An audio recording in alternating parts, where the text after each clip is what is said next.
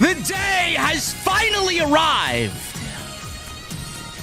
January 6th, 2025. And Monday Night Raw is officially on Netflix.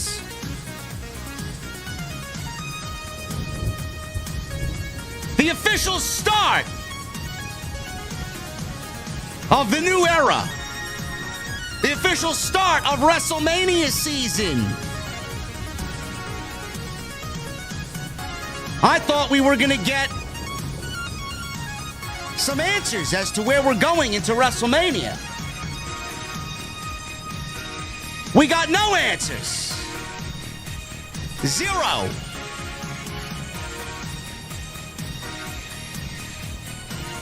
It was a very split down the middle type of show.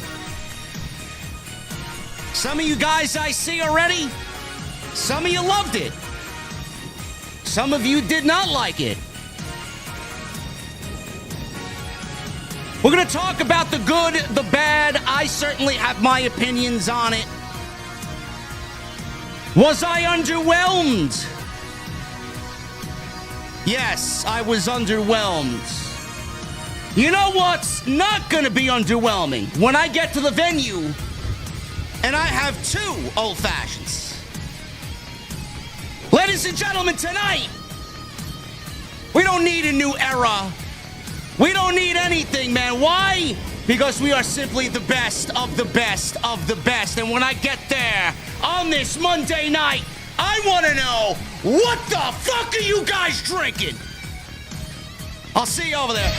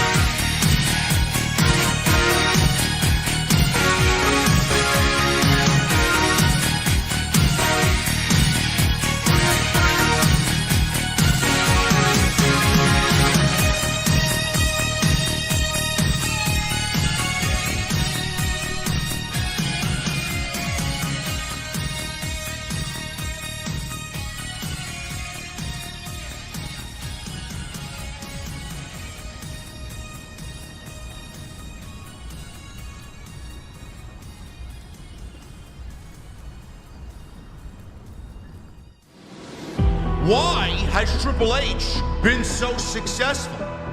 Why is Triple H running WWE better than Vince McMahon and Bruce Pritchard on Monday and Friday night? Long-term booking.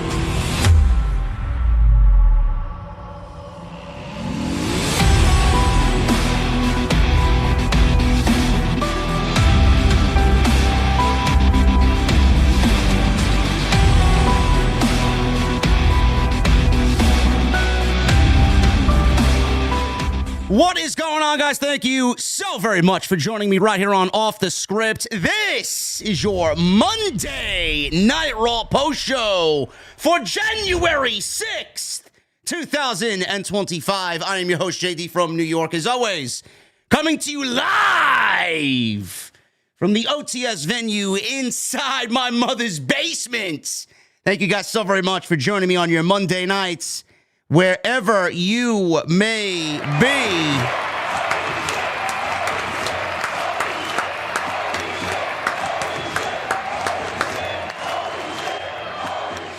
We got a shout out before we get into any Monday Night Raw business. We got to shout out 2 people in particular. Best in the world, Matt, and my guy David Thiering, coming in big with $100 super chats. Thank you, gentlemen, very, very much. Best in the world, Matt says, ladies and gentlemen of the OTS community, I demand your gratitude. Happy New Year and welcome to a new era. Dropping this preemptive bomb before the show starts. Let's hope it was all worth it and then some. Love all my OTS family members here in the venue tonight. Matt, beautiful message, brother. Thank you so very much. And my guy David Thiering says, what's up, JD OTS family? Let's start with a bomb. Came out of Raw feeling a little underwhelmed. And I think your social media summed it up well. Tonight was more to attract a new viewer than forwarding stories to WrestleMania. Can't wait to hear your thoughts. Hashtag OTS for life. Thank you, guys.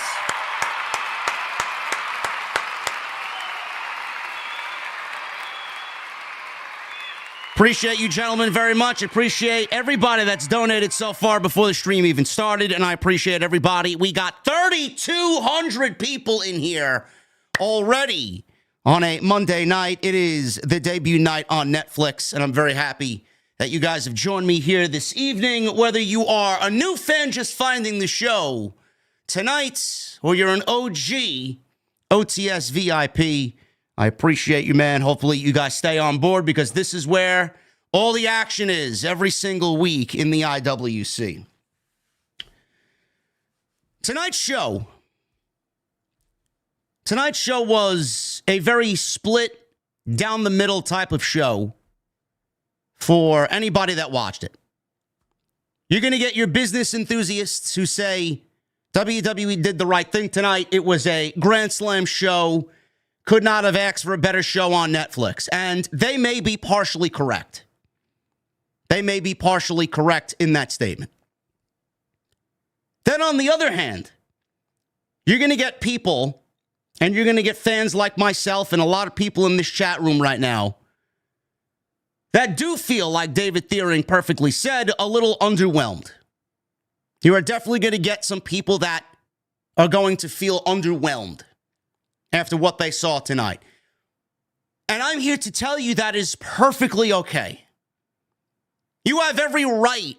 I have every right to feel underwhelmed. You and I have every right to feel and ask the question, why weren't there more stories forwarded tonight? Why didn't they do what everybody thought they were going to do when Triple H came out on the Netflix Raw kickoff show at the WWE headquarters in Stamford, Connecticut a couple weeks ago? He said, January 6th marks the road, officially, to the road to WrestleMania. Everybody thought that that was going to mean we're going to forward stories. Things are finally going to happen. Things happened. Things certainly happened. People certainly showed up. There was a buzz in the air. There was an excitement in the air that was felt all day long on social media. I felt it. You felt it. Everybody felt it. The production that WWE gave us tonight, second to none. The grandiose spectacle that was Monday Night Raw for a debut show on a new platform was fucking incredible. The drone shots, the visuals, the INTUIT Dome, the way that it was set up, visually impeccable. Everything about it was perfect. Everything about it was perfect. Except for the actual show. WWE, they tend to do this more than I really want to see. And it's overhype the shit out of everything that they do. And I get it. It's business 101. Everybody hypes up what we got going on. Some people deliver. Some people don't. It's the way of the world. Try again next time. In this case, try again next week. I don't really understand how people watched this show and didn't feel underwhelmed. WWE did more tonight to attract a new viewer to their product than they did to appease the people that are already invested in whatever they have going on. It certainly leaned more to, we want to attract a new, vibrant, young, casual viewer who doesn't know what's going on to what we're doing during our biggest peak season of the year. And we'll worry about everybody else because they're already on board. They've already bought into what we're selling. We'll worry about them in the weeks to come. Tonight, it's about everybody else that might not know what we got going on, might not have watched for years, and might not know any of the superstars that we've been presenting on television. And within the first hour, WWE gave you The Rock. WWE gave you Roman Reigns and Paul Heyman. They gave you John Cena. I mean, I can't think of a bigger trifecta in the history of WWE than those three men right there. WWE wanted to attract people that have been lapsed with the product, that have gone away, hoping that they come back to see what they're doing with familiar names in the fold, so that you stay watching and maybe watch next week and the week after that and the week after that. They did not do anything to forward storylines whatsoever tonight. Zero. Tonight mostly ended what we had coming into this show with it almost being set up as a fresh slate, a new canvas to paint on, new foundation. It's okay that you felt underwhelmed about that. I get it. I understand why they did what they did tonight. I understand the direction that they went. But sometimes they lean too much into attracting the casual viewer, and they don't do enough to make the people who are there every single week happy. And I find that to be a problem. You can attract new viewers and keep the existing fan base fucking happy and excited at the same time.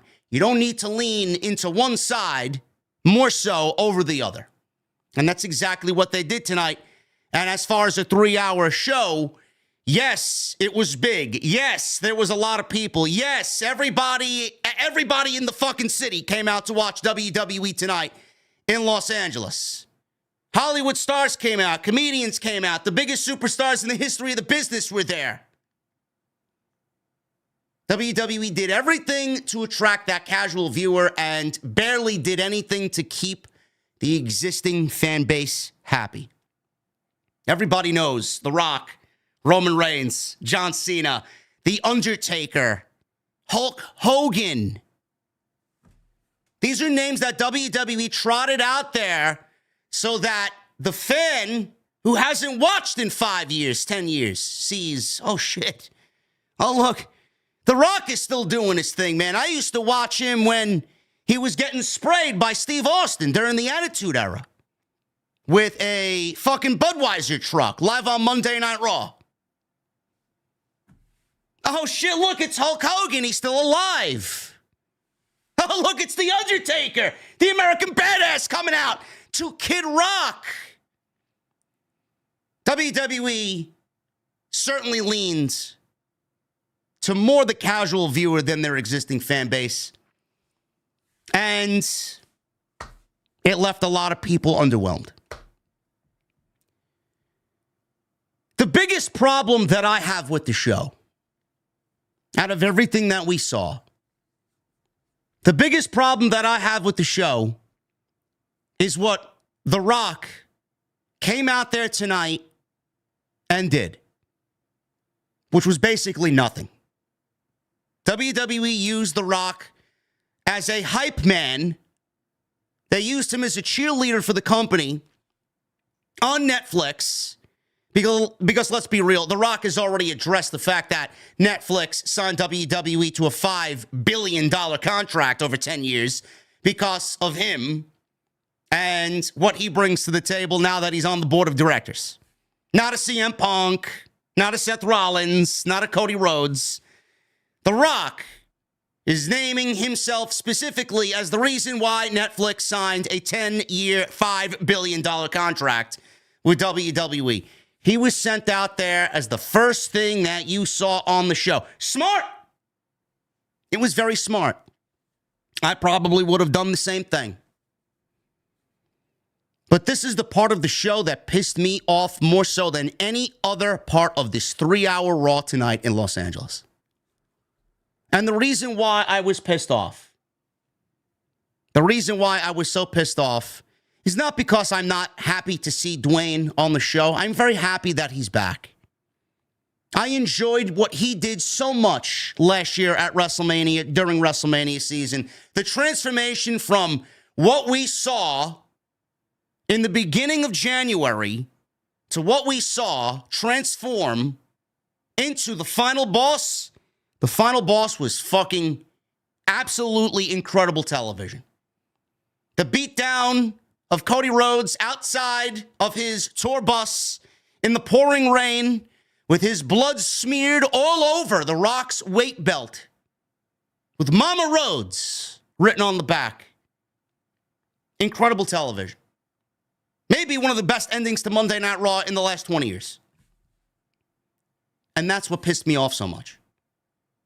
The Rock comes out as a proverbial cheerleader for the company, hyping up Netflix executives that are in the Skybox live at the INTUIT Dome in Los Angeles, waving to them, going over to shake Nick Khan and Ari Emanuel. Nick Khan and Ari Emanuel sitting in the front row, showing up with his People's Championship, gives the title to his daughters, says hello, kisses his mother, hello, gets in the ring, acting like baby face Rock. I get it. I understand it completely. He's the cheerleader. He's on the board of directors. He's the final boss. He basically is everybody's boss. Coming out there, doing the fucking PR thing. I get it. Then he looks over at Cody Rhodes in the front row. The same Cody Rhodes that I just detailed was beaten up on the road to WrestleMania outside of his tour bus in the pouring rain with his blood smeared all over The Rock's weight belt as The Rock was going to dedicate a bloody weight belt to Mama Rhodes. Looks over at Cody Rhodes and says, without Cody Rhodes holding this company on his shoulders, carrying this company on his back during the last 365 days, it's a tremendous feat for Cody Rhodes, and I thank him and my gratitude to what Cody Rhodes has done over the last year. Gee, man, way to break character there. Are you sure this is the same Dwayne that we last saw after WrestleMania? What a year. What a year, man. A difference between this WrestleMania and last year's WrestleMania. So I'm thinking, all right, I'll let this one play out. This is just PR Rock, cheerleader Rock, going to bat for the fucking company that he stamped his name on. Great. Then we get Tribal Combat. Tribal Combat with Roman Reigns and Solo Sikoa. I would be happy if I never see another Tribal Combat match ever again. They're all the fucking same. They all end up the same way. Roman Reigns wins Tribal Combat. Roman Reigns is given the ULA FALA. He's now once again the Tribal Chief of WWE, officially. The original Tribal Chief has once again regained his throne. Paul Heyman's out there, about to hand the ULA FALA to Roman Reigns, and The Rock comes out. The Rock asks for the ULA FALA. The Rock then hands the ULA FALA to Roman Reigns. He walks back into the turnbuckle as Roman Reigns not once but twice throws the one in the air. And that is it. And that is all we see. One instance, two instance, three instance that WWE did not capitalize on. And we've got nothing. The Rock went out there to PR for the company, to just do the whole spiel about WWE being back in Los Angeles. Finally, The Rock has come back home. only to then give us nothing in the opening match. And it doesn't get any better. After The Rock was done with that segment, he walks through the curtain in the back and starts streaming live on Instagram, where he shares Terramana tequila with Cody Rhodes in the parking lot as Cody Rhodes' American Nightmare tour bus is in the background. And he starts drinking Terramana tequila with Cody Rhodes, starts hugging Cody Rhodes, and then nothing. He gets into his 4x4. He drives away. He says he'll see everybody tomorrow night live on NXT. That's the last we saw The Rock for the rest of the show. When I tell you that WWE, presentation-wise tonight, hit a fucking grand slam twice, they did. When I tell you that WWE underwhelmed tonight, all you need to do is look at The Rock and the situation with The Rock, and you have every right to feel underwhelmed. The Final Boss was one of the most pivotal things, maybe in WrestleMania history. It was a moment last January that changed the trajectory of WrestleMania from what could have been fucking awful to maybe one of the most memorable moments in the history of 40 years of WrestleMania. With an ending to Monday Night Raw on the road to WrestleMania 40 last year that will live on forever. With a Rock appearance that happened last year on the Raw after WrestleMania that left a wide open book for Rock and Cody Rhodes. Then we see The Rock show up at Bad Blood and put up the 3 fingers and the throat slash with Cody, Roman, and Jimmy standing side by side by side. And then the next time we see The Rock, January 6th, tonight, he's in the middle of the ring doing the whole PR spiel for WWE, highlighting all his billionaire friends in the front row and in the skybox, to hand the ULA FALA to Roman Reigns with no progression to a fucking story that directly involves both of them, only to then go backstage and start hugging the fucking same guy that he beat the shit out of last year and left him bloodied outside of his fucking tour bus. If you're not upset with that, maybe you should start watching another fucking program. Because as far as a every week viewer, not casual who watches 1 week and then takes the fucking 3 months off to only come back and see, oh yeah, there's John Cena, oh yeah, there's Rock. The every week viewer, to see something like that on my screen tonight, not only insults my fucking intelligence, but my God, man, how could you be okay if you're Rock doing that after what we've saw strategically placed with him on television in the months prior, to then see him hug Cody Rhodes as if nothing happened? You have every right to be underwhelmed and disappointed. WWE dropped the ball significantly. And I had to read through a bunch of simple-minded, half-witted, honestly fucking moronic takes when I said this same thing on social media. Oh, let it play out. Oh, The Rock is not going to be at WrestleMania. How the fuck do you know? Do you know how many people said on social media that The Rock is not going to be at this show? How many times did me on this show, how many times did me and Solid Monster on TNT Tuesday nights, which, by the way, is coming back tomorrow night, how many times did we say, how many times did I say, Rock will be on Monday Night Raw, January 6th?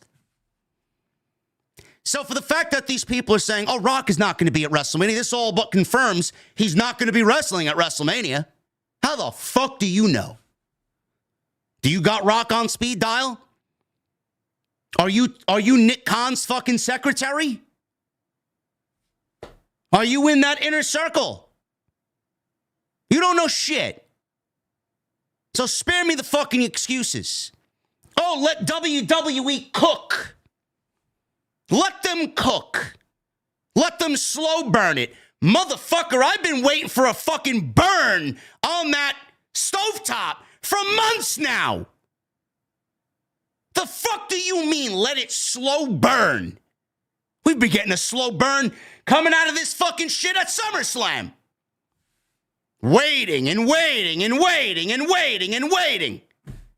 Nothing happened at Bad Blood. Nothing happened at Survivor Series. Nothing happened at Saturday night's main event. Yeah, let Triple H cook. Let Triple H slow burn. Motherfucker, you better turn that goddamn stovetop up to high. You've been running this shit out of fucking simmer for months now. On the one show where you needed something to happen on the road to WrestleMania, a show which you stated would be the official start to the road to WrestleMania. We got absolutely nothing in regards to a start of the road to WrestleMania. Wrestling fans are the dumbest fucking people walking God's green. They constantly take what is served to them and have this fucking high hope, these hopes for grandeur. They live in a fantasy realm. They don't live in a realm that is earth. They don't live in reality. Let it play out. Let it slow burn. Let Triple H cook. Motherfucker, this bloodline story needed something to happen tonight. Tonight. Nobody expected Paul Heyman to turn on Roman Reigns, but I at least threw it out there on Friday Night SmackDown. Maybe Paul Heyman hands the ULA FALA to Roman Reigns, but then doesn't. And The Rock comes out, which I thought was going to happen tonight. He handed the ULA FALA to The Rock. I got it partially correct. But The Rock then handed the ULA FALA to Roman Reigns. And then he looked at him as if everything was all right. Put his hand up. They shook hands. And Roman Reigns put the one up. That's it. Strike one. Neither Rock or Paul Heyman turned on Roman. That's actually strike one and strike two. Strike three, because this is where the people on social media continue to say, oh, let him cook. Let it slow burn.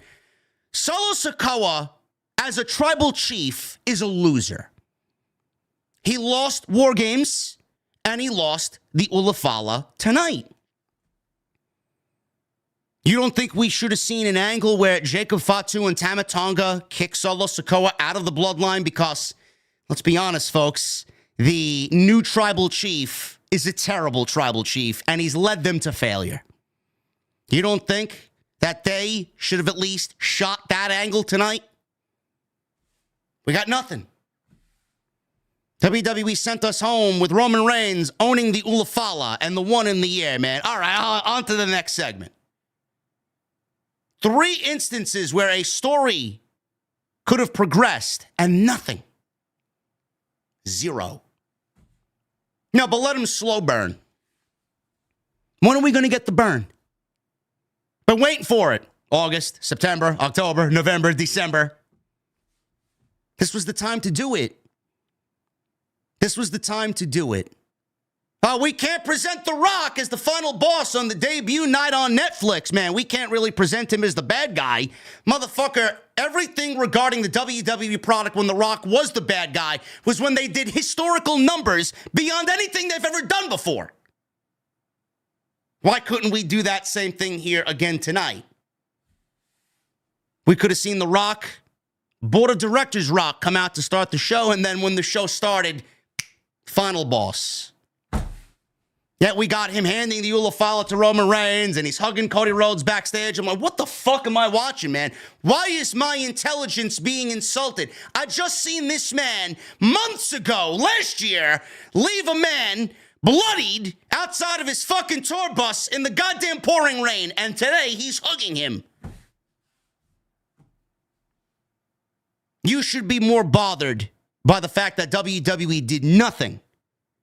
Instead, you're all sitting there still waiting like the good puppets that you are because Triple H is kicking off the Netflix era. That's what pissed me off.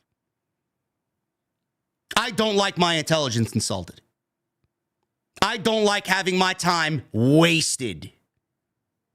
I put a lot into what I do here. I put a lot into watching this show to give you guys the best fucking product here from what we deliver that I possibly can.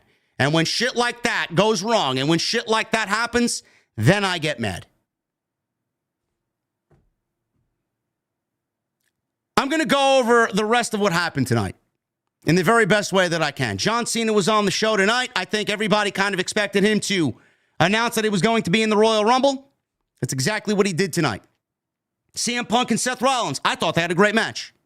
I thought it was highly entertaining. Surprised by the outcome, because I think Rollins needed it more than CM Punk. But CM Punk beat Seth Rollins, and now he's officially announced himself for the Royal Rumble as well. So John Cena and CM Punk are numbers 1 and 2 so far, not drawing numbers 1 and 2, but they are the first two WWE stars to announce themselves for the Men's Royal Rumble. And we'll go over Rhea Ripley and Liv Morgan. Rhea Ripley won the WWE Women's World Heavyweight Championship tonight, rightfully so. See a lot of fans on social media already dreading another reign from Rhea Ripley as if they didn't know where the storyline was going as soon as Liv Morgan won the championship last year. Don't act stupid. You expected this day to come, and tonight the day finally came. There was no surprises. We're going to go over the rest of this show the best that we can. We got 5,000 people in here tonight on this Monday, January 6th.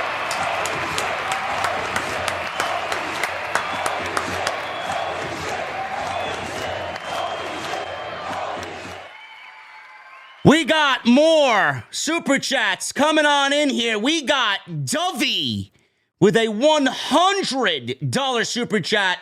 Hey, JD and OTS family, Happy New Year. I agree with everyone here in the chat. Was a lot missing. I still don't know what Rock's role will be at WrestleMania. Will we have Cody versus Rock or Rock versus Roman? I didn't like that, says Dovey. Yeah, I don't blame you, Dovey. I don't blame you whatsoever. And my guy, Nick Williams.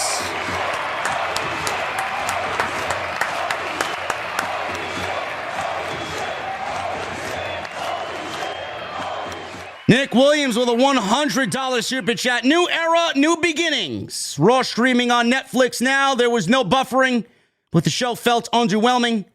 But it's a slow burn. I hope to see John Cena and CM Punk in the final two in the Royal Rumble. Happy New Year, JD. Pizza and drinks on me. Nick, that sounds like a perfect evening. Thank you very much. Appreciate you, and I appreciate everybody here tonight in the OTS venue, live on Off the Scripts, streaming on YouTube and on Twitch. Thank you guys very much.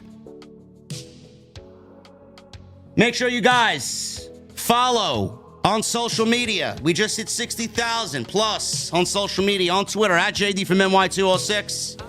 Twitter, Instagram, TikTok, and Cameo. Hit that subscribe button down below. We are on our way to 165,000 subscribers. Thank you guys very much. We got 5,000 people in here tonight. I want to see that thumbs up. If you guys enjoy the stream, hit that thumbs up, man. We got 1,244 likes right now. We blew past 1,000, which is normally the goal on a Monday night. Let's try for 2,000 likes. We love being in the algorithm, and that helps us out in the algorithm here on YouTube. Appreciate you guys for doing that. Super chats are open. Get them on in here. We'll hang out at the end of the show. If you guys donate $100 or more, you get your super chat read immediately. Thank you to all the bombs so far tonight. Loving the energy here tonight. Go check out all the other content on the channel. Plenty of it. Tuesday Night Titans returns tomorrow night. The best two-man group in the IWC. Myself, along with the Salamonster, present Tuesday Night Titans. Took 2 weeks off for the holiday season. We're back tomorrow night, and my God, man, we are going to have a lot to talk about.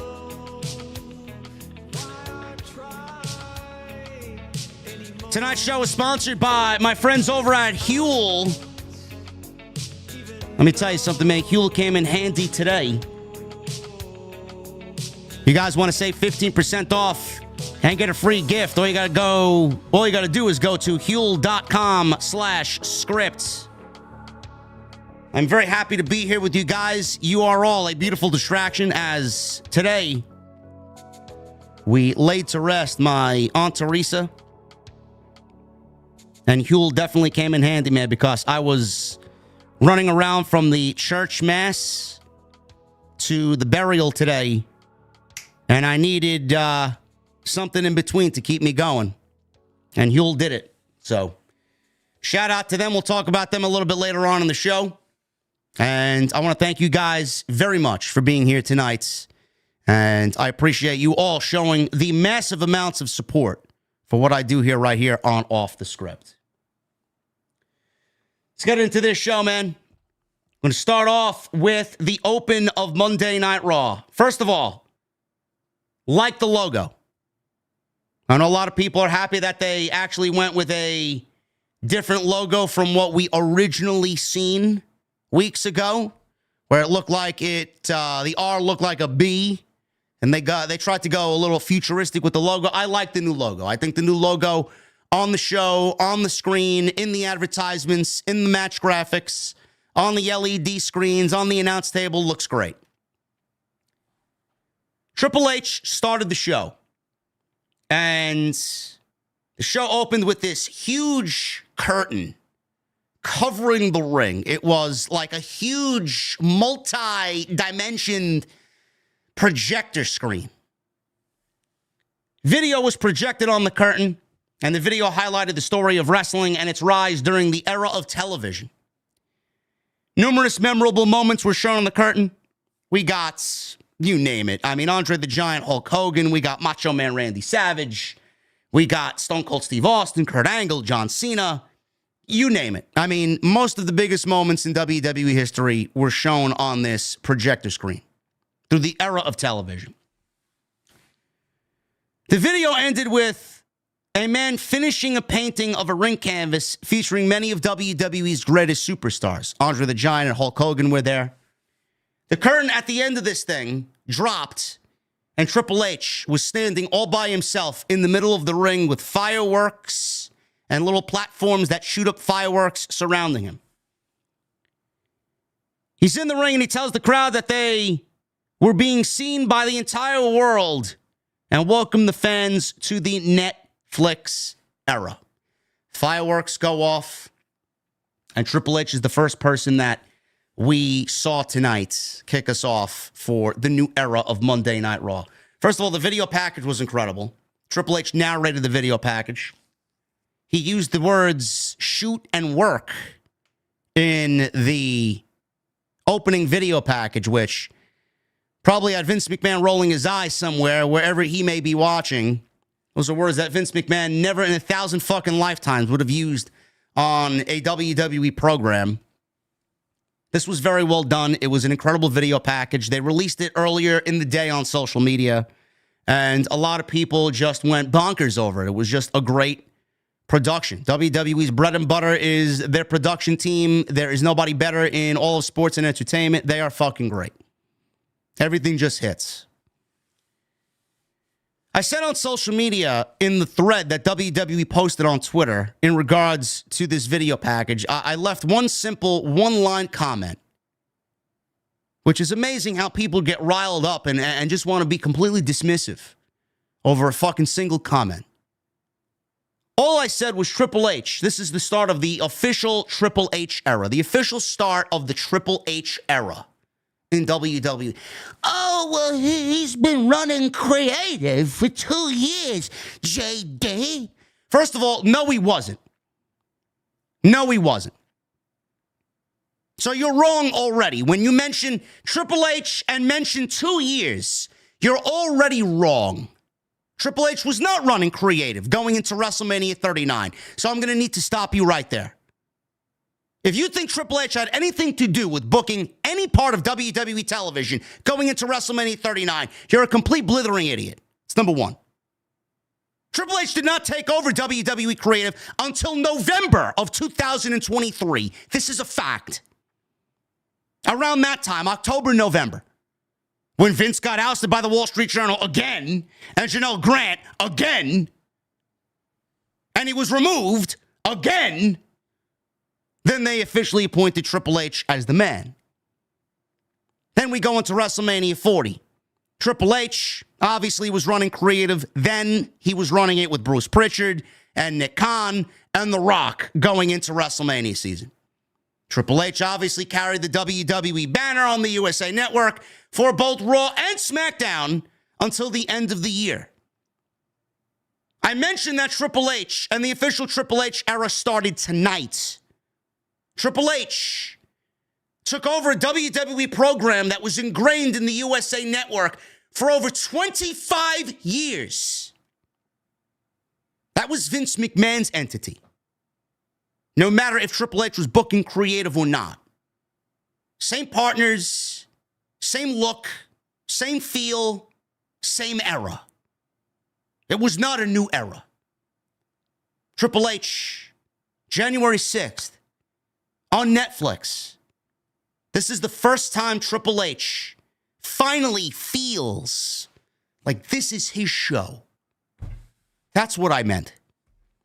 New look, new logo, new this, new that. Netflix. This is officially the Triple H era. Finally.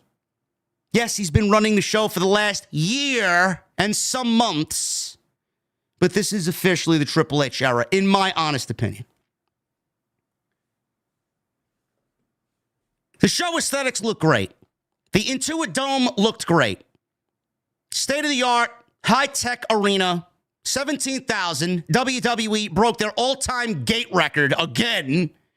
And then fans go crazy. Yes, thank you. Thank you for buying our overpriced tickets, man, and driving our ticket prices up for the next group of people. Yeah, man. Everybody cheering. It's great. Thanks for spending your hard-earned cash, no matter what we put out there. The INTUIT Dome looked great. They had these beautiful-looking LED red lights up and down each chair, which you visually saw on screen. Great. I like it. I like it. I'm a sucker for fancy lighting. I love RGB lighting. So I thought it looked great. The biggest change to WWE aesthetically, we saw this already on Friday Night SmackDown. They did the completely blue ring mat with the white ropes. Some people didn't like it. Some people didn't mind it. I didn't really care for it. I was very indifferent to it. It didn't really take away from the show to me. It's something that you're going to get used to over the next several weeks, and you're not even going to realize that it's part of the show anymore. Some fans, and I've been guilty of this, overreact to certain things. It's not something to overreact to. On that same night, there was a report going around because pictures were floating around on social media where WWE was testing out aesthetically how the mat with several advertisements on the mat would look. There was a Fortnite logo. There was a Real American Beer logo. There was a Saudi Riyadh season logo, amongst other things. So WWE tested this out on Friday to make sure it was aesthetically pleasing on camera. And everybody's like, well, are they going to go with the several ad sponsorship spots on the mat? I mean, this is something that we all in the community talked about being a possibility when TKO and Endeavor took over WWE at 51%. They're going to maximize the WWE product. And that's exactly what they did. So tonight we saw the ring mat, basically all the same logos that we saw in that picture floating around on social media. All the same logos on the mat, But it wasn't a red mat. It was a black mat, which to me is aesthetically beautiful. Now, it reminded me of NXT TakeOver when Triple H ran black and gold NXT. They had a black mat, and I thought that looked great. It just gave the whole brand that grittiness and that rough vibe. And I love that. I love the color black. It's my favorite color. Like my fucking soul, right? Depending on who you talk to. But I thought it looked great. I didn't really mind the advertisements. By the end of the first match, I didn't even realize they were there. You notice them? Oh, who's on the mat? Oh, they got Fortnite. Oh, they got Hulk Hogan's beer. Oh, they got Riyadh season. That's great. Oh, yeah, Prime Energy. Okay, it's great. You don't even realize that they're there. And by a few weeks from now, by the time we get to the Royal Rumble, it's not even going to be a fucking talking point. It's just going to be common for you to see it on WWE. And you all knew, this is not a surprise, that TKO Endeavor were going to try and maximize every possible aspect of WWE to make as much money as possible. So there's no surprise there. The commentary table got a little bit of an upgrade. We got some red lighting on the Raw commentary table. On the sides, we got this little glossy finish on the front end of it where the cover of the announce table is, where we usually see the Raw logo on that plastic cover that everybody fucking takes off before they slam someone through it. There's a nice glossy front. There's lights going up and down the commentary table. I thought it looked great. I was actually kind of jealous. I mean, I wish House of Glory would invest in some beautiful looking LED RGB commentary table for me and Solomonster, but I thought that looked great. And the referees have new ring attire, which I think look fucking sleek, man. They're dark gray with black stripes and the WWE logo on the pocket on the front. I thought it looked great. You know, you don't got to do too much to change how a show looks and how a show feels. I thought it looked very, very sleek. I like the blackened look, those dark colors, man, the black ring mat, the dark gray, like the gunmetal gray. Thought it looked good. Thought it looked good. So as far as presentation goes, WWE hit a home run. I thought everything came off looking great. The Rock made his way out. After all that we saw, the video package, Triple H, was like one big fucking movie. Very cinema-like. Lights turned off and The Rock made his way to the ring. He's out there and didn't really say much of anything in front of the live audience. It was a lot of shilling for the company. Came out to a huge reaction. You would think that the final boss would be booed out of the building after what he did to the WWE champion at WrestleMania. You know, this guy came back to a hero's welcome as if he was never a heel to begin with. But it's The Rock. Everybody loves The Rock. They're happy to see The Rock until he flips the switch and makes you want to boo him. He high-fived some fans. He embraced some executives in the front row. I think Nick Khan and Ari Emanuel was sitting in the front row. He talked about the Netflix executives and VIPs in the skybox watching above.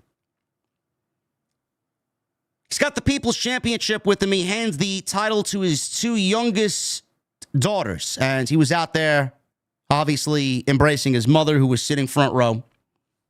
Rock said he traveled these roads when he was young with his dad, Rocky Johnson.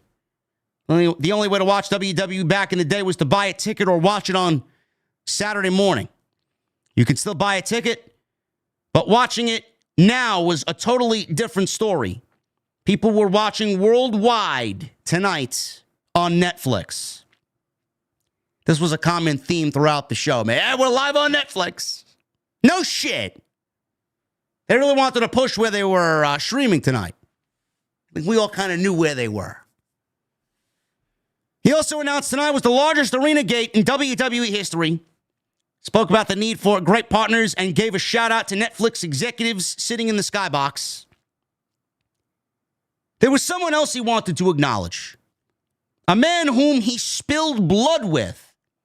And a man who carried this company on his back for the past 365 days. The Rock thanked Cody Rhodes, who was sitting in the front row behind commentary. They cut to Cody, who was sitting in the crowd. standing there in his fancy $20,000 suits. They acted friendly, and The Rock jokingly told Cody Rhodes to say hello to Mama Rhodes. Does that signify something is going to happen? Is that a little foreshadowing? We don't really know. Say hello to Mama Rhodes for me. Cody's laughing. That's a good one, man. Is that foreshadowing? I don't know. I guess we'll find out. Rock also wanted to acknowledge Roman Reigns. Rock called him the original tribal chief. The world would be watching Reigns' match against Solo Sikoa, and he said he would be watching this one very, very closely. Rock closed with his signature catchphrase, and he went outside at the end of all this, and he went to hug Cody Rhodes. So he hugged Cody twice, once live on television, and then again live on Instagram while he was live streaming, drinking Terramana with Cody Rhodes. Total babyface in Rock tonight. Definitely executive board of directors Rock tonight to make sure everybody was happy with the presentation of Monday Night Raw. But I was hoping that with what we got from Rock in the open of this segment, which was definitely board of directors Rock, you know, smooching up to all the executives. By the time the actual show started and we got some stories progressing on the show, that we would flip the switch to what we see with Rock being the final boss. I was hoping at this part of the show that this was all just, all right, man, let's play it up for the fucking billionaires. And when the show actually starts, let's get down to business. Sadly, that business did not come. Alicia Taylor. She is now the official ring announcer for Monday Night Raw. They moved Lillian Garcia over to Friday Night SmackDown. I'm not a big fan of Alicia Taylor. Makes me miss Samantha Irving a little bit too much. I think she tries way too hard. I think she's fine for what she does, but it just comes off very forced at times. So she's the official ring announcer of Monday Night Raw.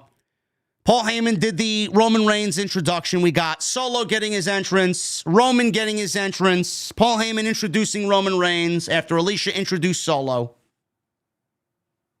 By the time the actual match started, it was 8:35 Eastern Time.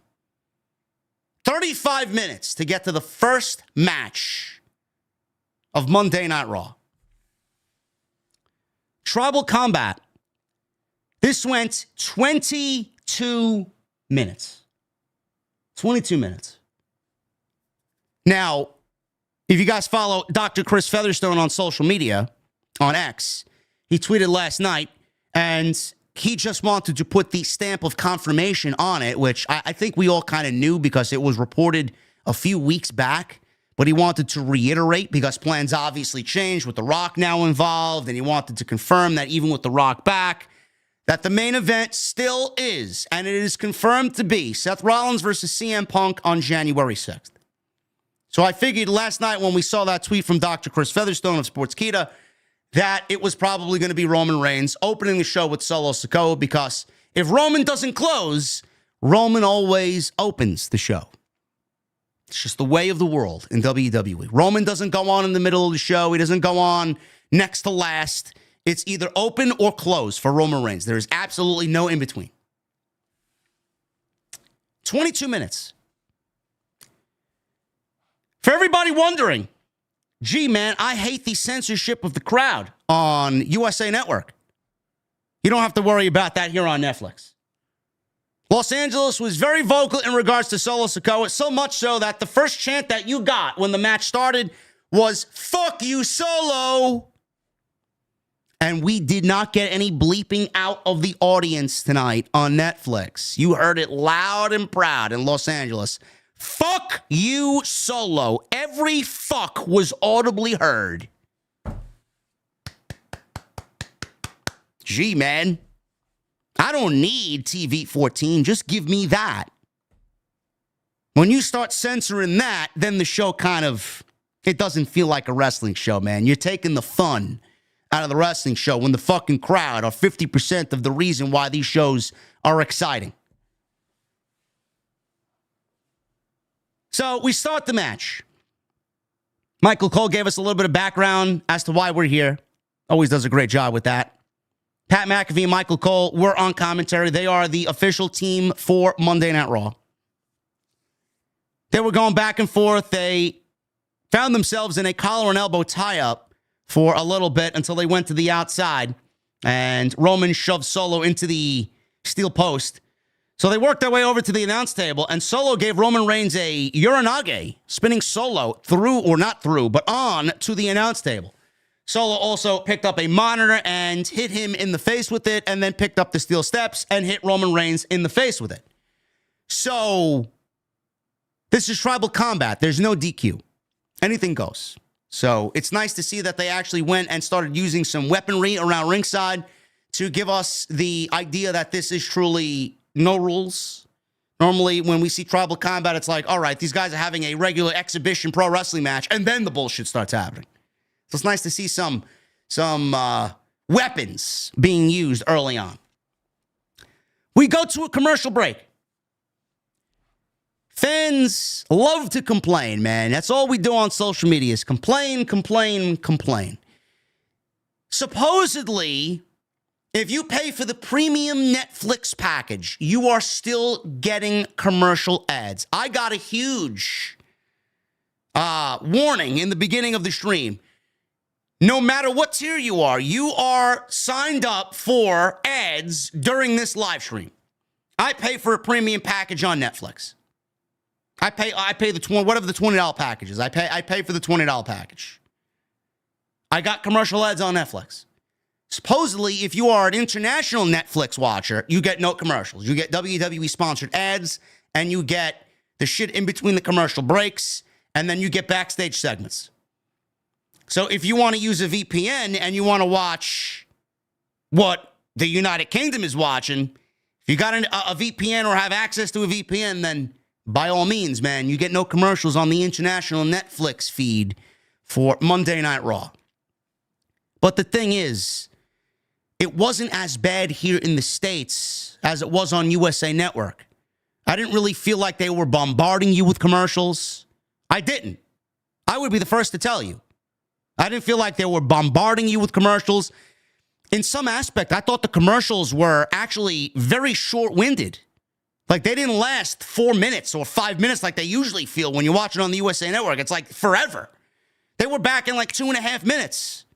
3 minutes tops, and they were right back to the action. I felt like they were very quick for the commercial breaks. So I didn't really mind that aspect of it. Some people were bothered by it. Some people were bothered by the fact that they got commercials here in the United States. I mean, what did you expect? What did you expect? I didn't really mind much of that tonight. I didn't. It was quick enough for me to go get a beverage in the kitchen and then come back and boom, sit back down. So we come back from the commercial break. Solo is attacking Roman with the steel chair. He tried a running hip attack with Reigns, head wrapped around the chair. Reigns moved and attacked with the chair. Solo avoided a concerto and hit a low blow, followed by a spinning Solo for a near fall. Solo grabbed the table. Reigns hit him with a drive-by dropkick. Reigns then sets up a table in the ring. Solo grabs a kendo stick, hits Roman with a kendo stick. Solo starts choking him out on the top turnbuckle with the kendo stick, taunting him, saying, I used to love you. You used to love me. You never truly loved me. I don't love you anymore. Taunting him, choking him out. Reigns hoisted him up, hit a powerbomb on Solo, and put him through the table that was set up in the ring. Reigns had the match won. He goes for cover. All of a sudden, Tama Tonga yanked the referee out to break up the cover. So here is where we got tribal combat. This is where things usually break down in these tribal combat matches, which is basically a no DQ match, a street fight.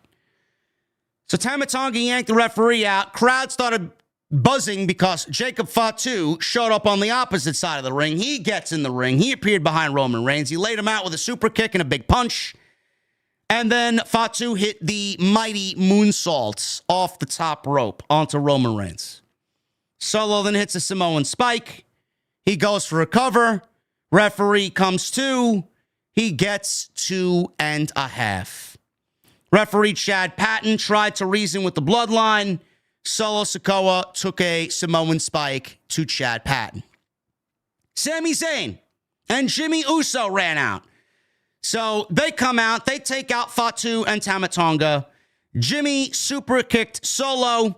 Zayn hits a haluva kick, and Reigns hits a spear. So they all tried to give Roman the win, and there was no referee. Chad Patton got taken out by Solo Sikoa. New one ran down. Solo kicked out when the new referee made the 2 count. Crowd then started to chant, "This is awesome, this is awesome." Sami Zayn and Jimmy Uso were then wiped out by the bloodline, and they start fighting the bloodline to the back. So Sami, Jimmy, Jacob Fatu, and Tama Tonga are now out of the picture. It's just Solo, Roman, and the new referee.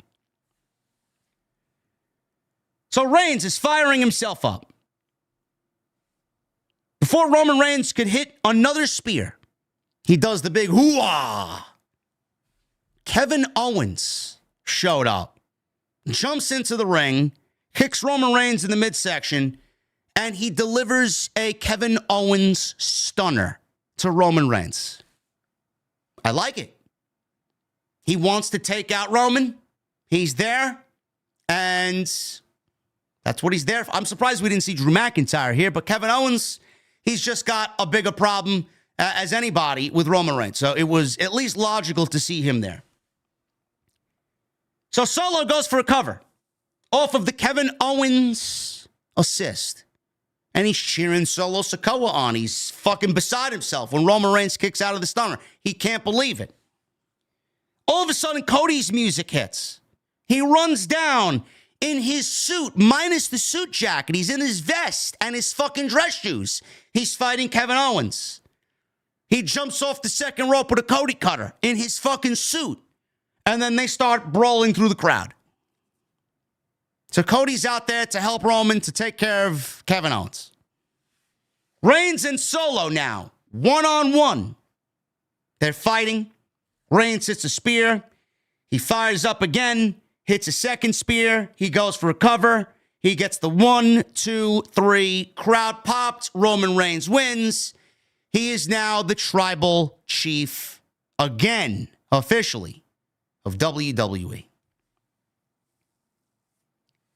At the end of the match, Paul Heyman's in the ring. He's holding the ULA FALA like it's the most important thing on planet Earth. He's got it in both of his hands. He's about to hand it to Roman Reigns. And then they did this beautiful camera shot where it was Reigns in camera shot with Paul Heyman holding the ULA FALA. And then we see The Rock show up in the aisleway, and you see him in the distance. And he starts walking towards the ring. And I'm like, uh-oh. What I had hoped for in the beginning of the show with corporate Rock out there fucking, smooching up with all the executives. Here's the final boss. Business is about to pick up. He gets in the ring. He has a couple of words off mic to Paul Heyman. Paul Heyman kisses the ULA FALA, hands it to Dwayne. Rock hands the ULA FALA to Roman and simply backs away. Roman Reigns puts his 1 in the air. They hug, they embrace. He puts his 1 in the air. And the segment comes to a close. Reigns posed for the crowd. Rock stood outside. And that's it. That's it. If you felt largely disappointed or underwhelmed, you have every right to be. I expected something. We got nothing. WWE wanted Roman Reigns to go off and win the ULA FALA. He did. WWE wanted a happy ending. They gave it to us. WWE wanted to play it safe. They did. They played it safe.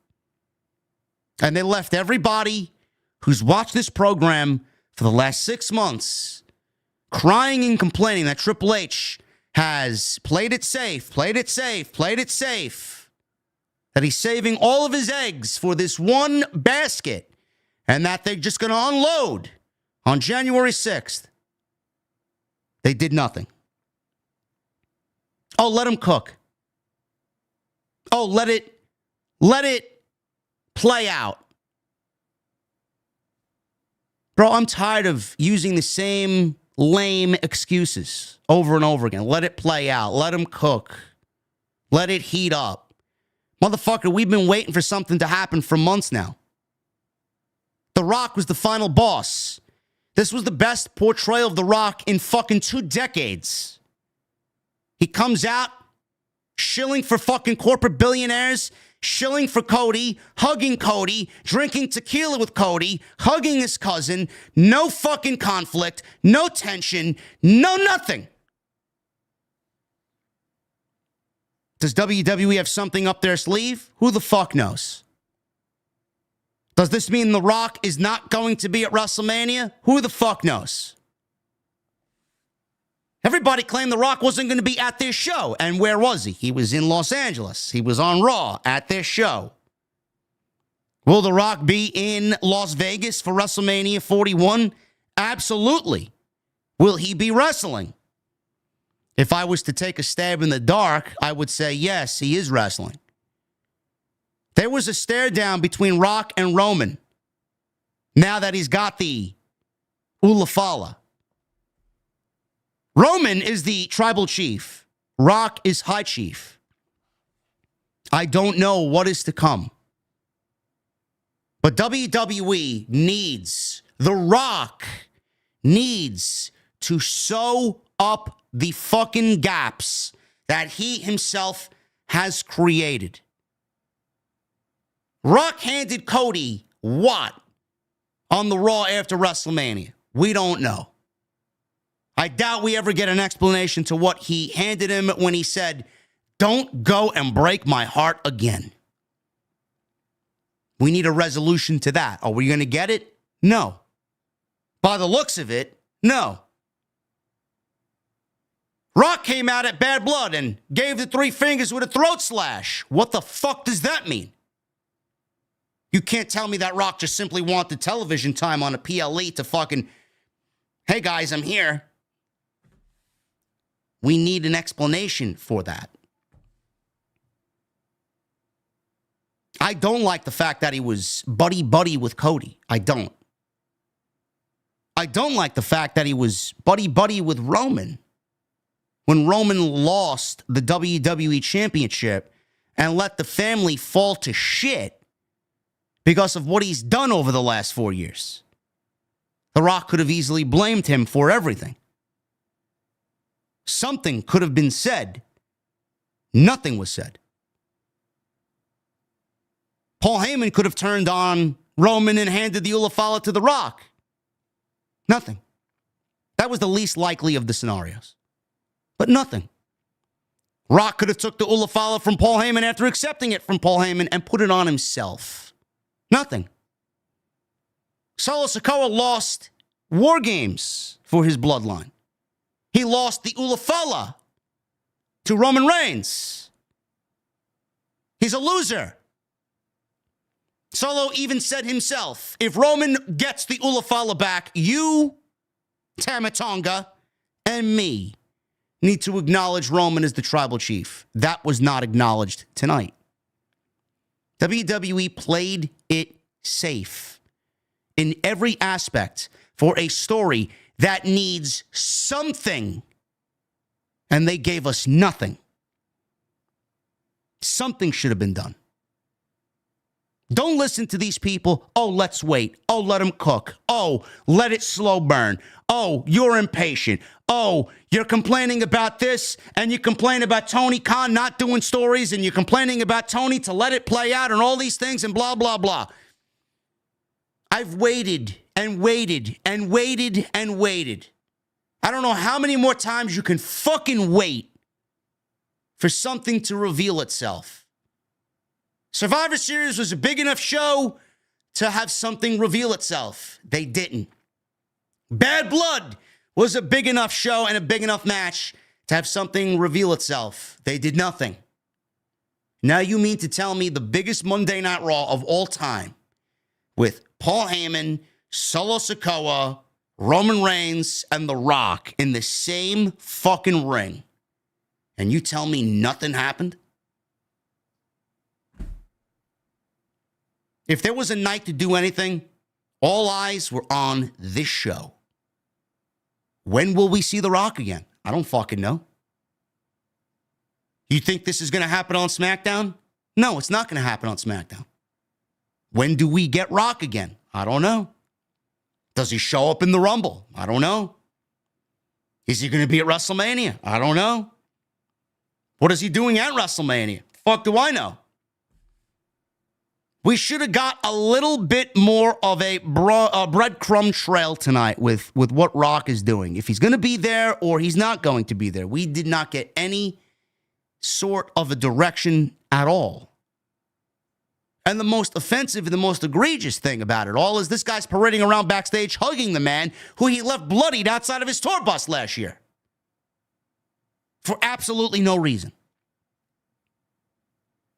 I get that The Rock can do whatever the fuck he wants, and he's got his own rhyme or reason for doing what he wants.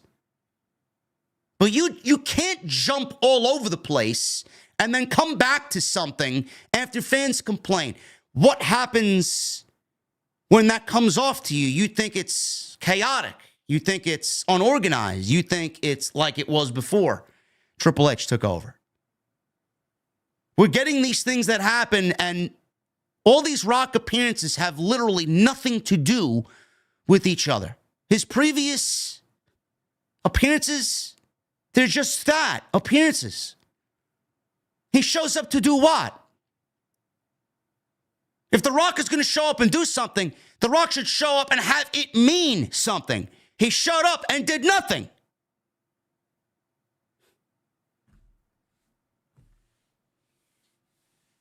I don't know, man. I don't know. Still waiting on what happened in April. Still waiting on why he did what he did in October at Bad Blood. I'm sorry, guys, if I am a little critical of the thing that I watch weekly. But the more you understand that, I loathe having my intelligence insulted, and I hate when people tell me to be patient when this bloodline story has already felt like it needs to end. I don't know. I can only hope that come Friday night, come SmackDown, we get some sort of angle playing out with the bloodline, because I don't know how Tama Tonga and Jacob Fatu could look at Solo Sikoa as a fucking leader. Because he automatically said himself, if Roman wins and takes the ULA FALA back, everybody has to acknowledge Roman as the tribal chief. At least give us that. The bloodline story is over. Is there going to be a bloodline 2.0? Is Jacob Fatu going to be the leader of the bloodline? Are there going to be new bloodline members? Is this where we see Hikuleo come on in? I don't know. What is Roman doing at WrestleMania? Is Roman going to be in the Royal Rumble? Answers. Give us something. Tonight was the night to do that. New Day. Jackie Redmond interviewed Kofi Kingston and Xavier Woods. They requested this time on Netflix.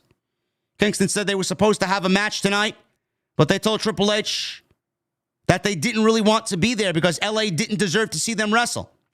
The crowd booed, and Woods noted that they were just booing the truth. Woods says Los Angeles was the one who had bad taste because they elevated that trash rapper Kendrick Lamar. Kingston said they were mad because Drake won the beef. They went on for a bit until Redmond cut them off because they were out of time. New Day, you know, it's going to get really old really quick the more that they say, you know what, we're not wrestling on tonight's show.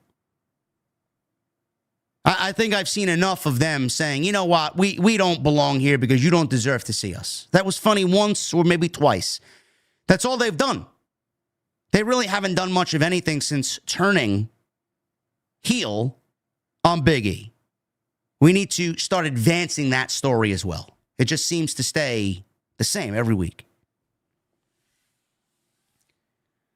I think it's pretty much a common thing in the community that we all know Pentagon Jr. is coming to WWE. They've been teasing his arrival on Monday night. He did not show up tonight, but they gave us an even clearer vignette tonight, the same one where they have his likeness drawn on this mask and this fiery background. Last week, it was, all right, that's Penta's mask. And this time, they actually spelt out Penta's name in the mask. And he is certainly on his way to WWE. And we now know when Penta is going to show up in WWE. We will get to that in just a second. They showed a few SmackDown wrestlers in a VIP suite, partying it up. Austin Theory, Grayson Waller, a couple of the ladies, Carmelo Hayes.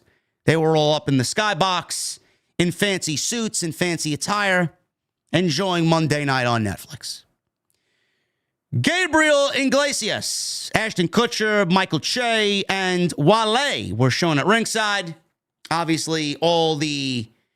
I won't say all of, but some notable Hollywood figures were in attendance for Monday Night Raw tonight. They showed Rey Mysterio, LA Knight, and the War Raiders sitting ringside. Rey Mysterio is a Monday Night Raw talent. The War Raiders are Monday Night Raw talents. LA Knight is a SmackDown talent. Is this a subtle tease that LA Knight is going to join Monday Night Raw? I don't know. I think that would be a great move. John Cena. The John Cena retirement tour starts tonight. He entered. Great reaction. He's in the ring with a microphone, and Cena puts over Netflix and the magnitude of tonight's show. He thanked everybody and thanked Netflix. Cena was honored to stand in a ring in Los Angeles wearing jorts for the last time. He couldn't think of a better place to kick off his farewell tour. He said he slept in his car when he worked at Gold's Gym Venice, trained to wrestle in UPW in Orange County, rented a place in Inglewood. It was where Prototype was born and where he won his first world title. He thanked the LA fans, and they chanted, "Thank you, Cena." Cena says it was all about making moments. There was a lot of noise and headlines from experts about his final WrestleMania opponent. He went through the list of names that were pretty much on everybody's mind. He threw out names like Drew McIntyre, which could be a great WrestleMania match. He threw out Logan Paul, which got booed. CM Punk, which got cheered.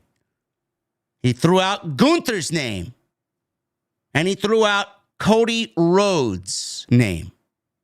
Punk and Rhodes obviously got cheered. People were also asking when Cena would become a record-breaking 17-time world champion. The crowd cheered that statement as well and then chanted, "You deserve it." Now, John Cena, the chase for 17 is inevitably going to be the final story of his year. It's going to be the biggest story. I wouldn't say the final story. It'll be the biggest story of his entire year. Should it happen at WrestleMania is the question. Because I feel like that should honestly be saved for maybe later in the year. You don't want to run through that right now. Cena said, I got to be honest with you, and I thank the fans for being honest with me, but I got to be honest with you. I don't see that happening. He says 17 is not going to happen. And it was because of his streak. John Cena mentioned that it's been 2,446 days since he's won his last match. John Cena hasn't won a match, I don't believe, since 2016, 2017. Let's ask our good old friend, Grok, on X, when did John Cena win his last singles match? Let's see what Grok says. Grok says John Cena's last televised singles win was in 2018 against Triple H at the Greatest Royal Rumble in Saudi Arabia. 2018. John Cena hasn't won a fucking singles match since 2018. And he mentioned that he's been winless in 2,446 days. Speaking of the wrestlers in the back, Cena said, my time is up. Their time is now. He said it would take a miracle to win number 17. With a streak like that, the only way to get a title shot was to maybe win the Money in the Bank briefcase. Maybe survive the Elimination Chamber. Or win the Royal Rumble. Cena says he should be in the Royal Rumble because there is no next year. Normally, you got to play the lottery to win the lottery. And I think I should play the lottery. The best way to say thank you to all of you was to win the Royal Rumble and make history at WrestleMania. It sounded impossible, but if you knew anything about him, it was that nothing was impossible. The only time we say never around here is when we say never give up. Cena ended with, I'm not just going to the Royal Rumble. I'm going to win the Royal Rumble. WWE did two things here that I'm glad that they acknowledged. Number one, John Cena's winless streak, which is very much true. John Cena hasn't won a singles match since 2018, Greatest Royal Rumble against Triple H. I think the last time we saw him, he was being Samoan spiked into oblivion by Solo Sikoa in Saudi, coincidentally. WWE announced that John Cena has all these days without a singles win, mentioned number 17, and then mentioned the only way to get number 17 on the road to WrestleMania is to win the Royal Rumble or the Elimination Chamber, both of which will be seen as last of those specific type of matches. If I'm booking John Cena at WrestleMania, and I said this on Friday, I don't think John Cena, or at least the rumors of John Cena and Cody Rhodes, I don't think that match should happen at WrestleMania. It is a great match. It is a WrestleMania caliber match. I don't think out of all the options we have for Cody Rhodes, that is the most interesting match. I don't see Cody Rhodes losing the championship at WrestleMania no matter who he's in the ring with. I don't see John Cena and Cody Rhodes as a, oh my God, man, I got to jump out of my seat because I'm overwhelmed with excitement. I don't see that as the type of WrestleMania match that I'm going to be over the moon excited about. I'm sorry. Some of you don't even like Cody Rhodes. Some of you don't like John Cena. I can imagine if you despise both of these men and they're in the same match closing WrestleMania on night 2. It's got to be a fucking nightmare for you people. I would much rather see Cody versus Rock or Cody versus Randy Orton. To me, those are the matches that I would prefer. And I think if you take an average and ask the question, who would you rather see Cody wrestle at WrestleMania? I think more times than not, you would hear the answer Randy Orton than it would be John Cena. WWE needs to do one thing and one thing only with John Cena on the road to WrestleMania. That's not have him win the Royal Rumble.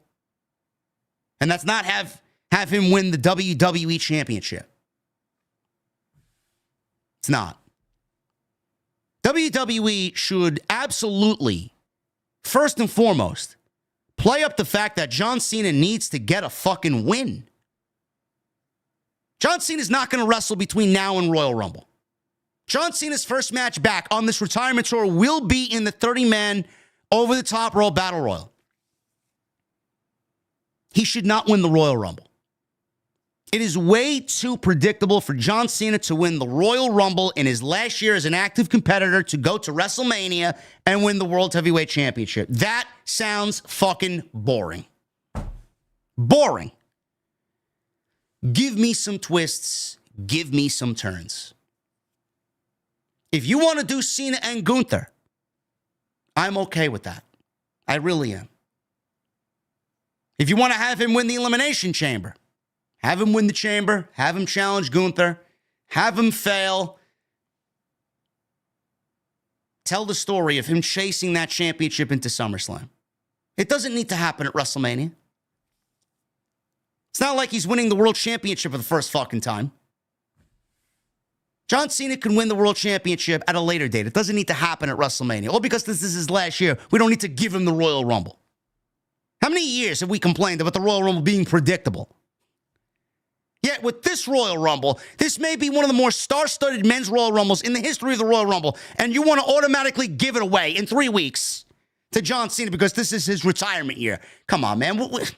Enough of the predictable garbage. I would rather Cena get eliminated in the Royal Rumble and have his WrestleMania opponent be the one who eliminates him, whoever that may be. I don't think John Cena needs a championship at WrestleMania. I don't think he needs to be in a championship match. Let's not go the predictable route for the Royal Rumble. Play up the fact that he hasn't won a singles match yet. Have his dreams and his hopes dashed by whoever eliminates him in the Royal Rumble. WWE should definitely tell the story of him winning his first match first, and then we can talk about him chasing number 17. There was a Logan Paul video that was shown.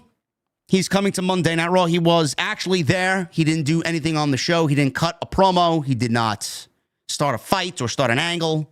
He was in the front row. Seth Green, Macaulay Culkin, O'Shea Jackson Jr., Topanga from Boy Meets World was shown as well. Bianca Belair, Naomi, X-Pac, and Shinsuke Nakamura were shown in the crowd as well. Rhea Ripley. This is our second match. 1.5 hours into the show, we got match number 2. This match started at 9:30. Rhea Ripley and Liv Morgan for the WWE Women's World Championship. Now, this match was originally advertised as a last woman standing match. I don't know if that was legitimately the case or if we were being trolled by some fucking geek online who doctored up a graphic with last woman standing. I don't know. They, or we, had seen this first, and then WWE pulled it, and now it went back from being a last woman standing match to a regular one-on-one match.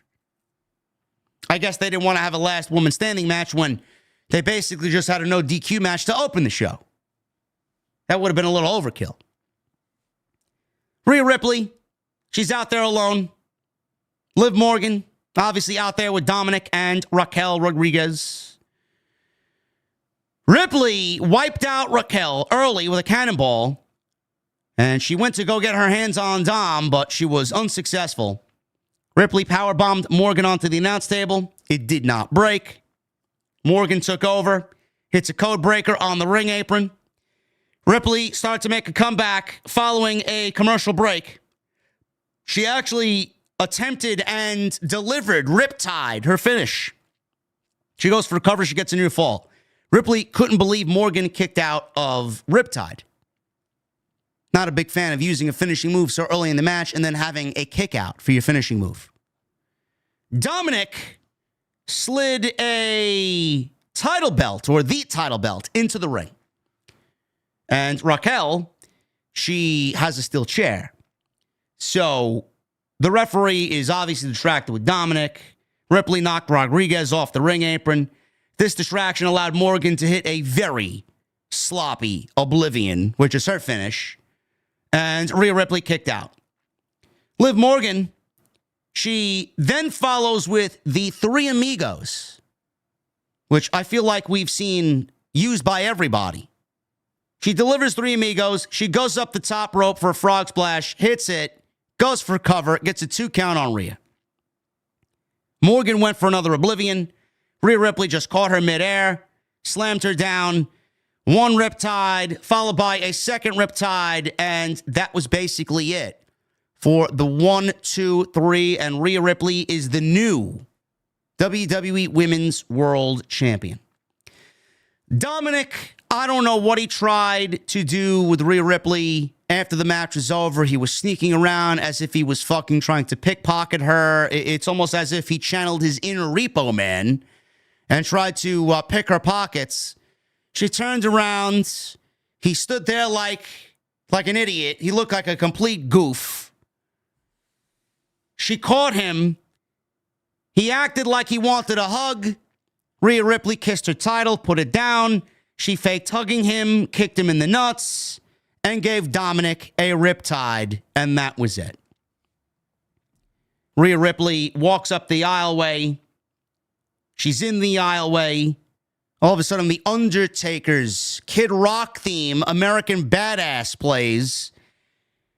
He drove around ringside with his motorcycle. He comes out through the side. He goes down the aisleway. He goes around the ring. He goes back up the aisleway. He gives a high five to Rhea Ripley, and that's the segment. It's great seeing The Undertaker, don't get me wrong, but, I mean, was the segment really needed? Again, you're trying to lure the casual fan base back in. Oh, man, look, it's The Undertaker. Oh, look, he's got Kid Rock, American Badass. I remember that. Not really needed. Great moment for Rhea Ripley. I mean, the woman seemingly is a part of so many moments already in her young career. Great moment for her. Very happy for her, but was it needed? No. As for the match itself with Liv Morgan, you know, listen. I want to start off by saying something positive. Liv Morgan has had a career year in 2024. She has. I can't really sit here and tell you what matches were great from Liv Morgan. I enjoyed the SummerSlam match with Rhea Ripley. I thought that was good.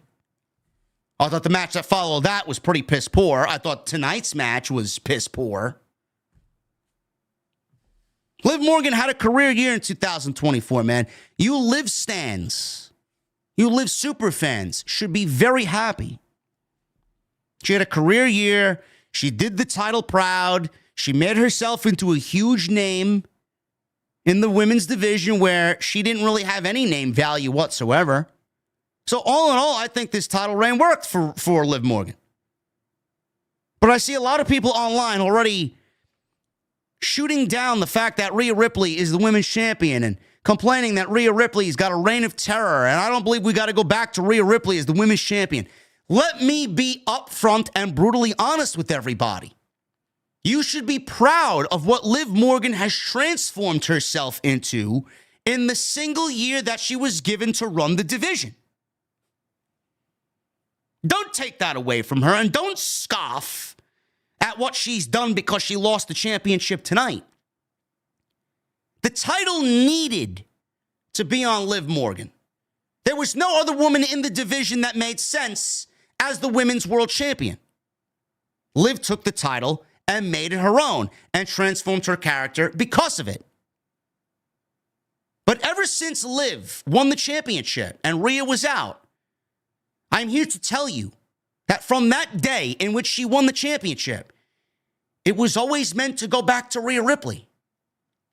I'm even going to go to before the championship was put on Liv Morgan. Rhea Ripley was never supposed to lose the championship. In fact, I would be very shocked if she was to lose the championship at all. She honestly still would have been champion without the injury today.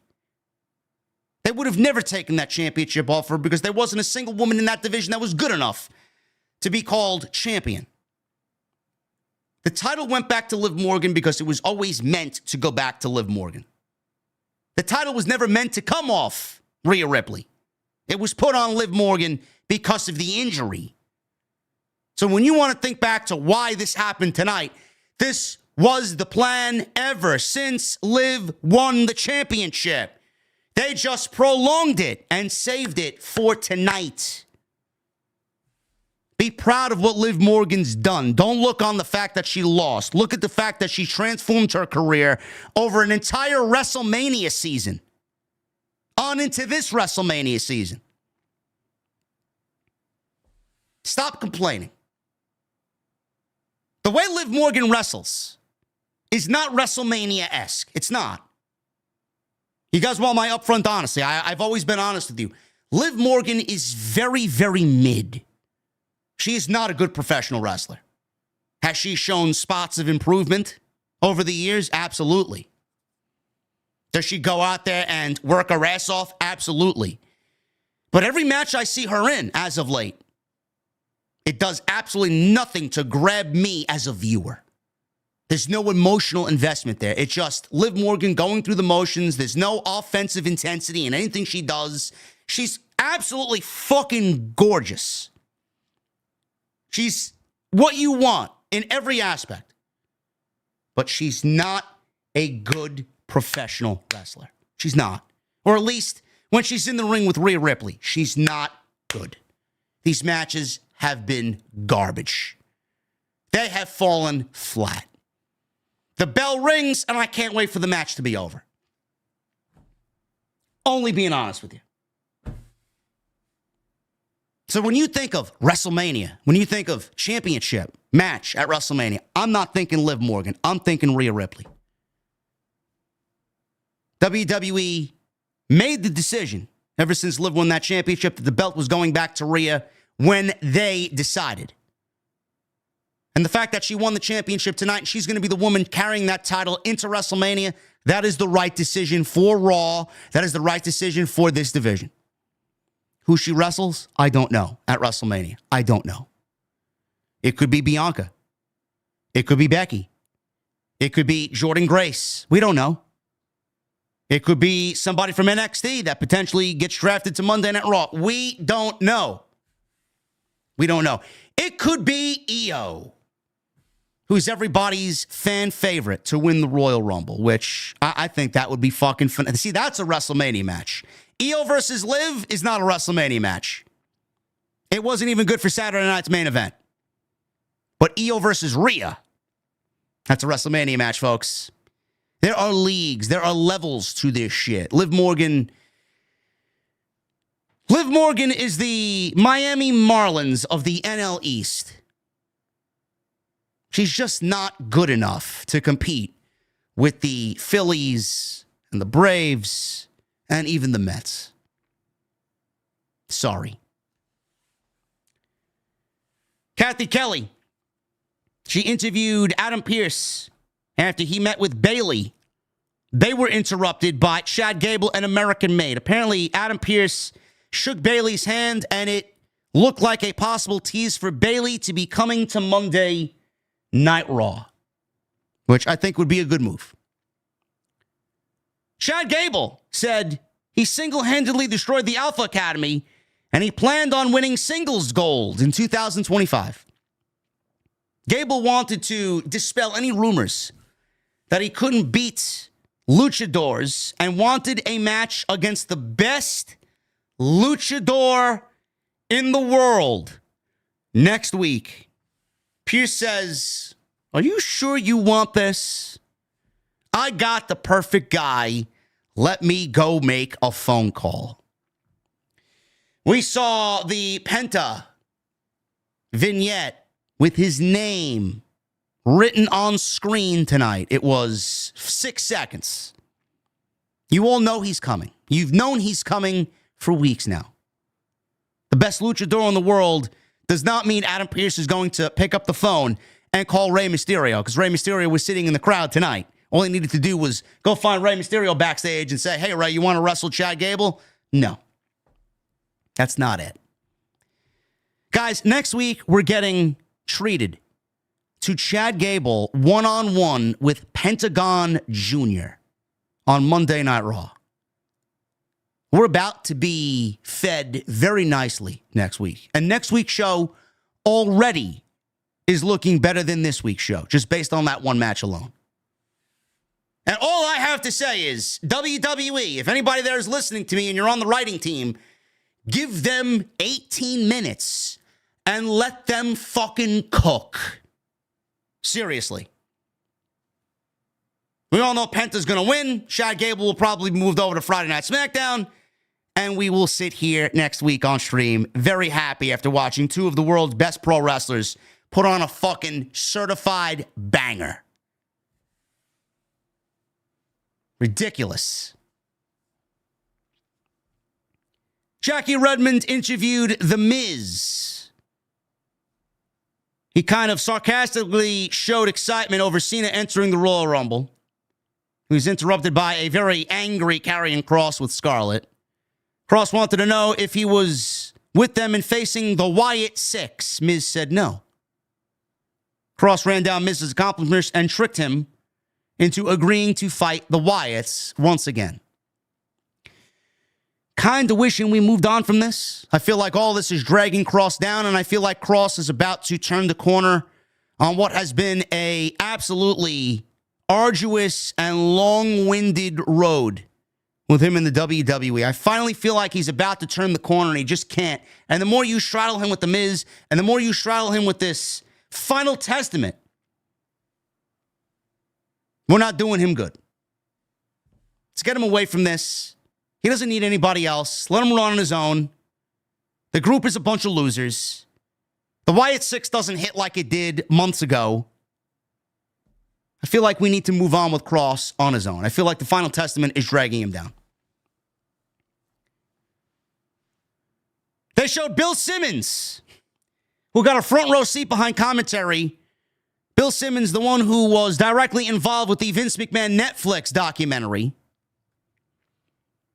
And we got Netflix executives with him as well. Vanessa Hudgens was there. Michelle McCool, Undertaker's wife, was there. Lyra Valkyria, Io Sky, and Dakota Kai were in the crowd. That Intercontinental Women's Championship final is next week on Raw. Dakota and Lyra for the Intercontinental title.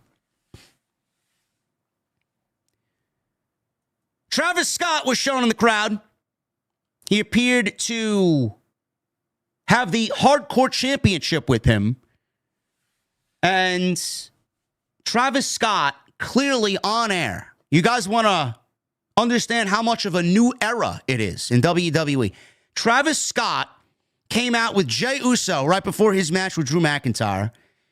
During Jey Uso's theme song, Yeeting with Jey Uso, started to smoke weed live on Raw, on camera, during Jey Uso's entrance. We are certainly in a new era.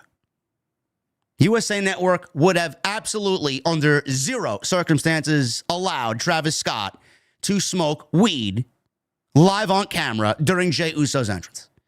So you want WWE to go TV 14. I don't need them to go drop fucking F-bombs, and I don't need to see fucking buckets of blood like we usually see on an AEW pay-per-view.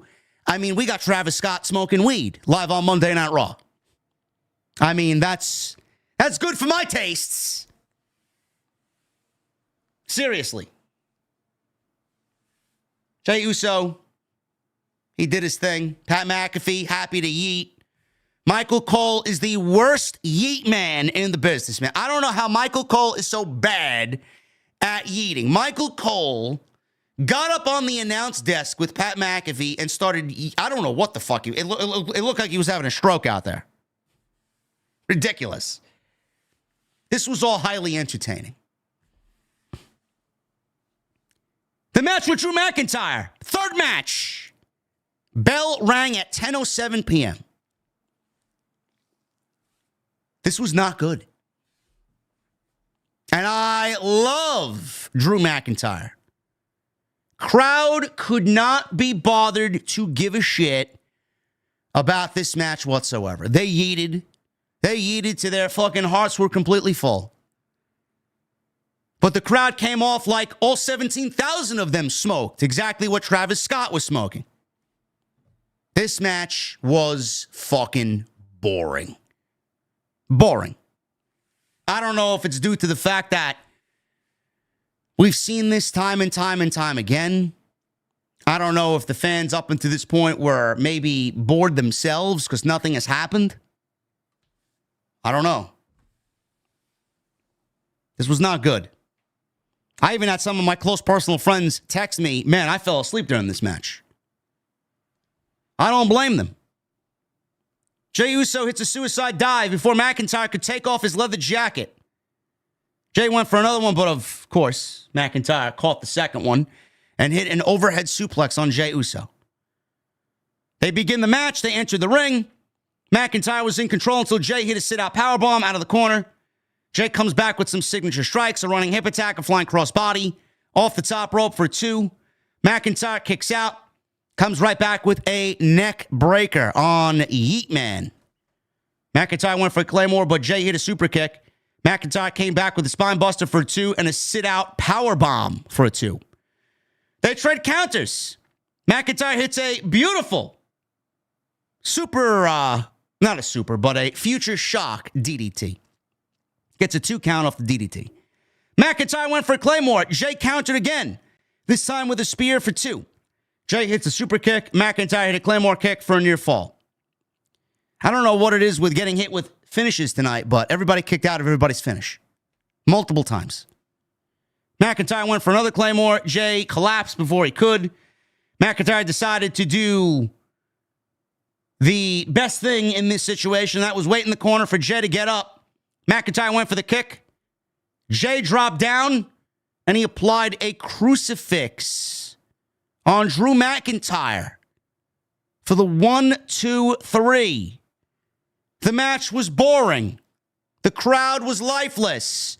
And as soon as Jey Uso won, when I tell you they immediately went to the next segment as if this match meant absolutely nothing. It's almost as if the WWE executives backstage realized this match was fucking boring and they couldn't wait to transition to the next segment. We got a Gunther video highlighting him as the world champion and the fact that he is the champion on Monday night. That was the next segment on the show. This match was fucking a waste of time. A waste of time. McIntyre, I do believe, is going to end up on Friday Night SmackDown. Same thing with Jey Uso. But I was actually surprised by the I didn't realize, that Jey was going to win this thing. I had McIntyre pegged to win this. I don't know why they would give him the loss here. Clean. This is very bizarre booking. Kathy Kelly tried interviewing Gabriel Iglesias. They were interrupted by the New Day. Iglesias said he never liked them, or he liked them better when they had cereal. Now we don't like them. Kelly says they were out of time as Woods was about to respond, but the segment continued. When Alpha Academy arrived, Iglesias left with them, and Kathy Kelly said, all right, the segment is really over this time. We're out of time. And the New Day wanted to continue to speak, but they were not given or afforded any more time for promo. Paul Heyman and Roman Reigns, they were walking backstage. Heyman asked Reigns when they should give him the acknowledgement celebration he deserved. Reigns said January 27th, Raw in Atlanta. They entered a room with the WWE 2K25 logo posted on the door. So it looks like we got our cover star for 2025, WWE's next installment of their video game. It looks like Roman Reigns will indeed be on the cover of WWE 2K25. You know, the one thing about these yearly releases, man, they all look and feel the same. Same thing with Call of Duty. You know, I think more people would actually appreciate you take the time with the next installment and just update the current game. What do they really add outside of different music and maybe slightly better graphics?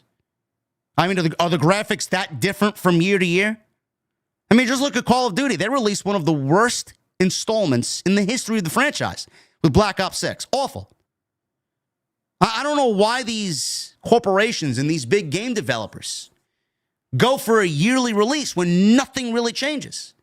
And if anything does change, they take away old shit and then present it as new. It's like, come on, man. What has the yearly release become?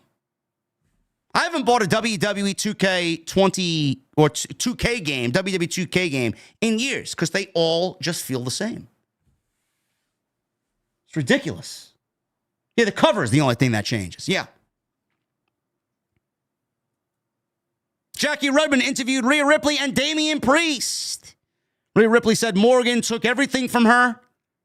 She said mommy was back on top. Priest says he was dying to be done with Judgment Day and his beef with Finn Balor would come to an end next week. Priest announced the match next week with Finn Balor would be a street fight.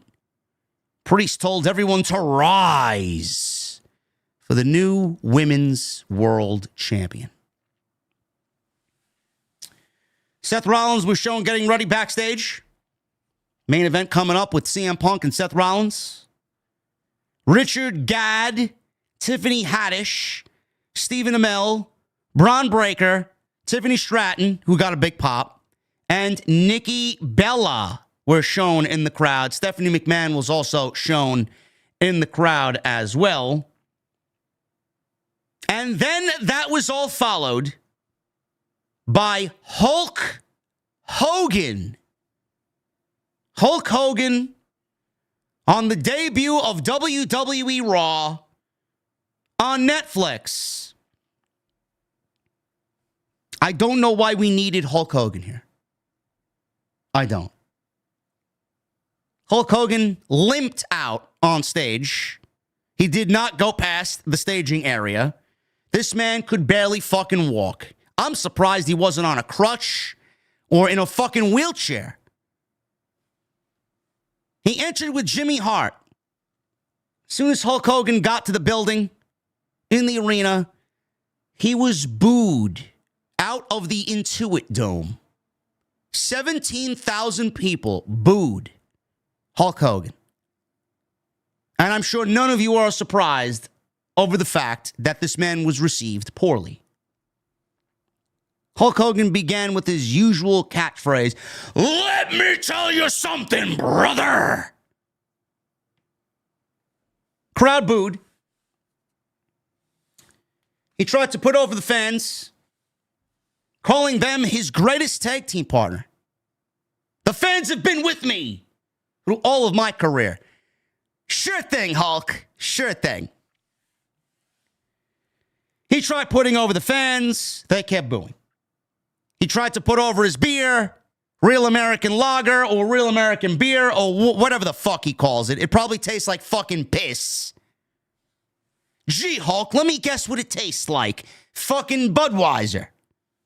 Just like Kid Rock's beer tastes like Budweiser. And everybody that wants to get into the beer-making scene, let me make a true American lager, man. As if Budweiser is the fucking beer to be inspired by. Coming from a guy who knows a thing or two about beers. He tried putting over his beer. They booed. Maybe they're not a fan of shit beer. He tried putting over Netflix. They kept booing. He ripped his shirt off and he revealed a Netflix Gets Raw t-shirt. He posed with Jimmy Hart as Jimmy waved the American flag, and they kept booing. Why did they boo Hulk Hogan, folks? Why did they boo Hulk Hogan?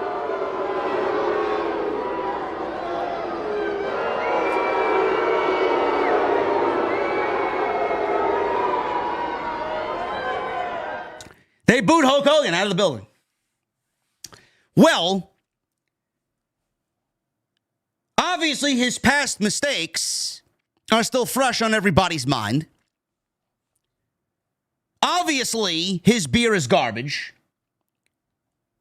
Obviously, just seeing where the show was tonight in Los Angeles, California, I don't think that this overly democratic state appreciated Hulk Hogan showing up at Trump's rally during the presidential selection. I don't think they appreciated Hulk Hogan during Trump's rally, the Republican National Convention, ripping his shirt off, promoting himself as a Trumpomaniac. Gee, I wonder why Hulk Hogan was booed out of California. In fact, now that I think about it, Hulk Hogan cut a better promo during Trump's fucking convention than he did tonight. Where was that Hulk Hogan? Jesus fucking Christ. This was a waste of 10 minutes. Or whatever it was. 5 minutes, 6 minutes. Why didn't this extra 6 minutes go to CM Punk and Seth Rollins? Why did we need Hulk Hogan, The Undertaker? Why? I'm assuming this is not going to be an every week thing. WWE, again, like I said, wanted to really kind of throw that line out there for the casuals. They wanted to reel them in. Hulk Hogan's not the way. Could have brought in anybody. You want a real American? You should have brought in Kurt Angle. Fuck, we bringing out Hulk Hogan for? Clearly, this was as tone deaf as anything. This guy went out there. Clearly, he was told to recite what he was told to recite, even though the crowd was booing him out of the building. And it just came off so incredibly fucking tone deaf. They've already announced that he's going to be at Saturday night's main event. He's all over the advertisements for Saturday night's main event in San Antonio on January 25th. We couldn't wait 3 weeks, 2 weeks to get this guy on television. You got to show him up. You got to bring him out tonight. I don't know. Maybe he should just go heel. Maybe next time he comes out, he should just go completely Hollywood Hulk Hogan. Next week, Raw in San Jose. Dakota Kai versus Lyra Valkyria. We will find out who the first ever women's Intercontinental Champion will be. Sheamus goes one-on-one with Ludwig Kaiser. Damian Priest will go one-on-one with Finn Balor in a street fight. And Chad Gable, not confirmed yet, but I think we have a pretty good idea of what's to come. Chad Gable will probably go one-on-one with a debuting Pentagon Jr. Raw next week, looking solid. By the way, I forgot to mention this now that I'm thinking about Raw and next week. My feed was immaculate tonight. No buffering, no stuttering. I didn't have any interruptions at all. And I thought the picture quality looked a little bit better. Maybe it was just me. But WWE either upped the video quality on Netflix or they got and invested in better cameras. I don't know. I thought it looked sharp. Really, really great. Main event. CM Punk and Seth Rollins. They coined this as one of the biggest matches in WWE history. I think we could really kind of scale that back. I mean, I get enough of it on Wednesday with fucking Tony the Shill Schiavone. Oh my God, what a moment! What a moment for AEW! What a great moment! Listen to the wrestling fans! Give me a fucking break, Tony, man. I mean, get the fucking tip of the cock out of your mouth, will you? Jesus fucking Christ. Is this one of the biggest matches in WWE history? No. Is it a huge match to start WWE's 2025? Yes. Fucking ridiculous. Main event started at 10:44 p.m. CM Punk. Love when CM Punk just throws it in people's faces, man, and nobody's really thinking about it, but the man is just so calculated that I fucking love it. The man's so petty that I love it. This man wore the same fucking jacket. You know, the jacket on the fabled night where he made Tony Khan fear for his life? He wore the same jacket with the 3 X's on the back of the jacket. The same jacket he wore where he choked out Jungle Jack at All In London. Love it. How many people feared for their life at the sight of CM Punk wearing this jacket? This match went 19 minutes. They brawled into the crowd. Fans chanted, CM Punk, CM Punk. Then they had dueling chants for Seth Rollins and CM Punk, but there were more pro-CM Punk fans than there were Seth Rollins fans. Rollins went for the stomp when they entered the ring. Punk ducked it, set up for a GTS, so they went right for their finishes very early on. Rollins slipped out, hammered away at Punk with some elbows. Rollins drove his boot into Punk's face in the corner, and then the referee had to back him off. Rollins argued with the referee. Punk booted him in the face. Hits a neck breaker off the top. We go into a commercial break. Rollins took over as soon as we come back from the commercial. Smacked the shit out of Punk. Punk comes back, responded with a running knee in the corner, clotheslines, and a swinging neck breaker. Punk also hit a neck breaker on the top rope and a dive to follow. Rollins rolled through Punk's flying crossbody attempt, picks him up, hits a GTS. Punk falls out of the ring. Rollins taunted Punk and started yelling at him, saying, I built all of this. Sure. Does he mean Raw or is he building Legos? What is he talking? He built all of it. They came back into the ring. Punk hit Rollins with a curb stomp. So Rollins hits him with a GTS. Punk hits him back with a curb stomp. Rollins ducked a GTS, hits another GTS of his own, gets a near fall. So, I mean, all night, we're kicking out of each other's finishing moves. We're kicking out of finishing moves in general. Tonight was Monday Night Raw. Let's kick out of everybody's finish. Rollins went for a stomp. Punk rolled out of the ring. Rollins taunted him for running away, just like he did 10 years ago. No, I just call that smarts and ring awareness, Mr. Rollins. They fought on the announce table, which led to Rollins hitting a pedigree on the announce table. Rollins landed on his knee, and he sold the knee, coming down on the announce table in the pedigree. Rollins hits another pedigree in the ring. Another finish. This time, the COO's finish. I don't know why he continues to use the pedigree, but people kick out. It just makes Triple H's pedigree finish look like shit. I never understood that. Kick out. They exchanged back and forth, strikes back and forth. Rollins hits a buckle bomb and a curb stomp. Punk was near the ropes, though, so during the pinfall count, he got his foot on the bottom rope.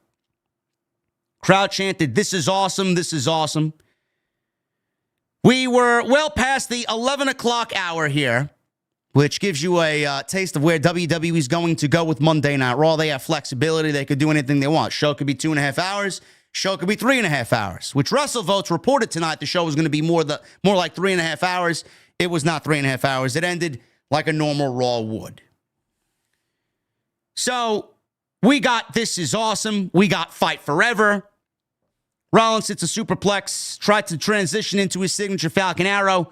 Punk countered and nailed a GTS out of nowhere. Rollins stumbled into the ropes on wobbly legs. Punk was on his knees and perfectly, like a fucking Tetris piece, completing the puzzle. Rollins bounced off the ropes and landed on top of Punk, who was in the middle of the ring on his knees. And Rollins, off the GTS just moments ago, falls right on top of Punk's shoulders. Punk picks him back up. Another GTS. And that's it. Punk wins 1, 2, 3 with 2 GTSs. And that's the way Monday Night Raw goes off the air. We got the end credits with Paul Levesque and Lee Fitting. Show ended shortly after 11 o'clock, and that was the debut of Monday Night on Netflix. I was surprised that CM Punk won the match. I predicted Seth Rollins was going to win this opening match and that we'd probably get another match with Punk. Maybe coming on in and ruining Rollins' chances of a world championship. I thought whoever won this match would get Gunther at the Royal Rumble. I had Rollins winning this match and getting Gunther at the Royal Rumble. Only for Punk to be angry enough to ruin that match, go enter the Royal Rumble, try and win his championship WrestleMania opportunity, only for Rollins to fuck him over in the Royal Rumble and throw him out of the Royal Rumble by not being an active participant in the Royal Rumble. Taking a page of the 1997 Bret the Hitman Hart and Stone Cold Steve Austin playbook in that Royal Rumble, which ended up being one of the greatest Royal Rumble moments of all time. CM Punk is not shy of recreating his own Bret Hart moment. I'm surprised Punk won. I said on social media, does this now make Punk the number one contender for Gunther and the World Heavyweight Championship? Apparently not, because people in the chat before the stream started saying, or had said that Punk, on the post show that they did after the show was over, has announced himself for the Royal Rumble. So I don't know where they're going with Gunther and the World Championship. We may end up getting Gunther not defending the World Championship, the Royal Rumble. I have no idea. No clue. But I thought what they did tonight was really good. I thought if they were to do a second match, that would be it for me.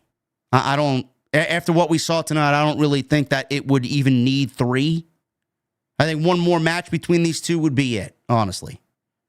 And again, I don't even know where they go into WrestleMania with both Rollins or CM Punk. The rumor is right now Punk and Reigns. The rumor is Rollins and Gunther. I have no idea. We got 0 answers as to where we're going into WrestleMania. And it looks like the Royal Rumble is still going to be the opening of the doors to what WrestleMania is going to look like. Triple H said tonight would be that. We didn't really get that tonight. What we got was WWE absolutely, most definitely giving you a new era. Netflix, huge. Presentation was fucking impeccable. It was great. We got legends. We got wrestling. We got the pomp and the pageantry. We got the whole 9. But WWE certainly leaned more towards bringing in a lapsed casual viewer, trying to get a returning viewer, trying to capture the interest of a new viewer, more so than keeping the existing viewers happy with story and long-term vision about where we're going into WrestleMania. I'm hoping that starts sooner rather than later. And it looks like based on what we got next week, we'll be getting more of a regular show without all the fucking hype and the fucking just complete bullshit next week. It looks more like a regular, straightforward, let's forward some stories next week on Raw. Did I enjoy tonight's show? Yes, I did. Did I enjoy speaking about it with you guys tonight, 5,000 deep? Yes, I did. But that doesn't mean it was a perfect show. If you guys are new to this stream, you need to understand one thing. If you're looking for a reviewer, if you're looking for a post show, if you're looking for a creator in this space that's not going to fucking blow smoke up your ass and that's not going to bullshit you, you found the right place to do it. You found the right guy that you want to listen to. If you guys want somebody who is a fan and who's upset when he's rightfully supposed to be upset about creative in the direction, if you guys want a creative focused show, if you guys want to understand where a real fan is coming from, you found the right guy. Sure, Monday Night Raw felt underwhelming. Sure, it was a big show. It was probably the biggest show in the history of Monday Night Raw. Fine. But that does not mean we have to sit back and just willingly bend over and accept everything that WWE gives us. You have the right to be disappointed. As long as you explain why you're disappointed and give me factual reasons like we did tonight, why you're disappointed, you have every reason to feel that way. I just hope next week is a lot better. A lot less bullshit, a lot of less fluff. Hopefully next week delivers big. Thank you guys very much for the great stream we got tonight. We're almost at 2,000 likes. If you guys can hit another 170 times, we're at 1830. If you guys can hit that thumbs up for me and let's try and get this to 2,000 likes, it would help us out tremendously. If you guys are watching after the fact, if you did not catch us live, leave me a comment. It's just as good as leaving a thumbs up, man. It helps us out tremendously in the algorithm, and believe me, we love being in the algorithm right here on YouTube, man. It helps us out tremendously. Thank you guys on Twitch. We got 46 live over there as we simulcast over on Twitch. Thank you guys. My fans over on the Purple Snake. Appreciate you guys very, very much over there. Make sure you all go and follow me on social media as well, at JD from NY206, Twitter, Instagram, TikTok, and Cameo. And please check out my sponsor for tonight's show. We're going to kick it right to my sponsor, Huel. Shout out to Huel, man. They saved me big time today. I don't want to be too personal with you guys, but you helped me out tremendously tonight. We're 5,000 in here tonight. I laid my Aunt Teresa to rest today. It was her final day. And we went through the service and the burial today. It's been a very emotional 72 hours. Today I had to be up very early for all the mass and the burial today, and I had to rush out of the house. I did not have any coffee. I did not have any breakfast. I just needed to be there and wanted to ensure that I beat traffic, and I met my brother at the church, and we did our thing. I ran out of the house. I grabbed myself a bottle of Huel, their Black Edition chocolate. It saved me today like you would not believe, man, because I did not eat anything until we got to the restaurant as a family to sit down and celebrate the life of my Aunt Teresa. So I want to thank my sponsor and my partner tonight, Huel. We're going to kick it to them, and then we'll get to your super chats. Shout out to them. Make sure you guys sign up and use that code SCRIPTS at checkout, Huel.com/scripts. They are the sponsor for tonight's Monday Night Raw show right here on Off the Script. Every single night, man, I'm sitting in this dark horse, and we're on our way to the OTS venue, and I ask you guys one very important question. What the hell are you guys drinking? I know what we're all drinking every single night when we sit live on the stream, but every single morning I wake up, the one thing I grab is my great friends over at Huel. Huel.com/scripts. Huel is the complete global nutrition brand trusted by millions, and I got their Black Edition ready to go in a bottle, man. It's a complete meal in a bottle. High in protein, low in sugar, packed with all the nutrients your body needs to perform at its best. And tonight, they're sponsoring the podcast right here on Off the Script. And you can try it yourself for 15% off and get a free gift when you use my promo code SCRIPT at Huel.com/scripts. You can ask anybody that knows me, man. I am not a morning person whatsoever. I usually have 2 cups of coffee, don't have breakfast on most mornings. I go all the way to lunch, have a light lunch, and then that takes me all the way up until dinner time. But the Huel Black Edition, I'll tell you, man, it's been my go-to. It keeps me full, energized, and focused so I can tackle whatever the day throws at me. It's got a whopping 35 grams of proteins, plus 27 vitamins and minerals, all in one handy bottle. It's perfectly balanced in every sense of the word, designed by experts to provide all the nutrients your body needs from a meal. Huel takes the guesswork out of healthy eating. It's also very convenient. No meal prep, no cooking. Say goodbye to getting hangry and unsatisfying snacks and just grab a Huel instead. And lastly, Huel is incredibly affordable. With high-protein meals less than $5, it's a budget-friendly option that I'm genuinely excited about. If you guys don't believe me, take the leap of faith for yourself and join the community of Hueligans. Yes, the Hueligans. With this exclusive offer for new customers of 15% off plus a free gift with promo code SCRIPT at Huel.com. That's 15% off plus a free gift for new customers. Once again, with our promo code SCRIPT at Huel.com. Start your year off strong. Unlock a healthier, easier way to eat with Huel. Nutritionally complete meals in minutes so you can focus on what really matters.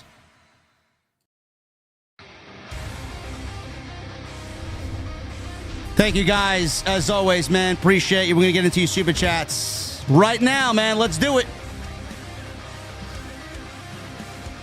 We got a lot of you to read through, man. Thank you for all the support. You guys have fucking killed it tonight, man. My God. I love it when wrestling is so good and so exciting. I mean, tonight was okay. It wasn't like fucking, oh my God, it's the greatest show ever. But when you guys are excited, man, you guys show me, and we show it right back, man. Love it. Michael Krause with a 4 in Super Chat. He says, Raw Netflix, OTS, JD, are you ready? Yeah. He says also prayers for you and your family after this week. And thank you, brother. Thank you, man. Gabriel Boss with a $10 super chat. I'll go out on a limb and say tonight, Liv survives. That was at 6:18. Gabriel, you are incorrect. Best in the world, Matt. Thank you for the $100 super chat earlier, brother. Appreciate you being here as always. My God, D. Bastardo with a $5 super chat. Sending at 7:59 p.m. Want to see Triple H open. Interrupted by Rock saying the road to WrestleMania goes down. Know Your Old Boulevard and Triple H disagreeing. Bro, we didn't even get that. It's almost as if everything that happened last year, completely disregarded. Zero progression in anything that they did last year. It's almost as Vegas didn't happen. Cody Snyder with a $50 super chat. Thank you, Cody. To a new year and a new era, to being a part of and getting to experience a tremendous history, and to passing through it with you and the OTS family. Cheers, JD and all. Thank you, brother. I'm very happy and very lucky to have the support from people like Cody Snyder, man. King Mo Jackson with a $4.99. Raw on Netflix and Collision on Max. It's definitely a new era and something I can get used to. Not only Collision, bro. It's Dynamite as well. This is going to be interesting. However, I'm ready for the Royal Rumble. I'm ready for the Rumble, too. Not in Saudi. In Indianapolis. Easy with 23 months. Hey, JD, I got rid of cable 4 months ago. I haven't seen wrestling since now. In 2025, I get to see WWE Raw on Netflix and Dynamite on Max. So I'm good. OTS for life. Listen, bro, I need my Impractical Jokers. I need my Ghost Adventures. I need my Bobby Flay throwdowns. I need my movie channels. So, unfortunately, I still pay for cable. Keith Hobson with 9 months. AEW is way, way better. If you didn't see the sarcasm in this, well, sorry about your damn luck. OTS for life. AEW is struggling. You know, so many people, I'm sure I'll talk about this with Solid Monster tomorrow. So many people are like, oh, well, Kenny Omega should be the world champion. What good is putting the belt on Kenny Omega going to do if there's no story revolving around Kenny Omega and the world title? It's seemingly like they all operate on the same brain cell. You can make him the world champion, but what the fuck is it going to do if there's no story with Kenny Omega as the world champion? Do you trust this administration? Do you trust this current version of AEW to book a story with Kenny Omega and the world championship?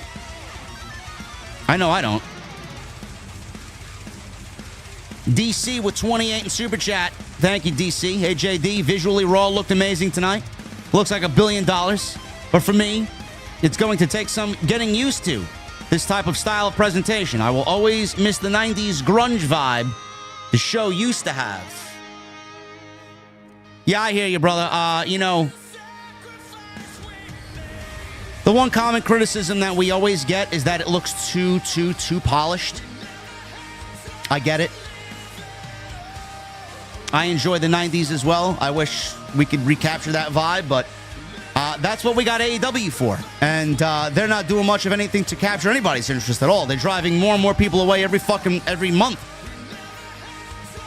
Sucks to see. King Mo Jackson with a $1.99. Expected Rock to attack Roman and set up Mania.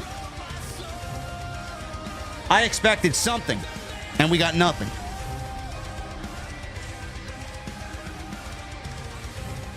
Joey Taylor with a $7 super chat. Raw was an amazing show. Punk vs. Seth, match of the night. Pentagon Jr. vs. Chad Gable next week. Take my money. Joey, I appreciate the $7 super chat, but I would not call it an amazing show by any means.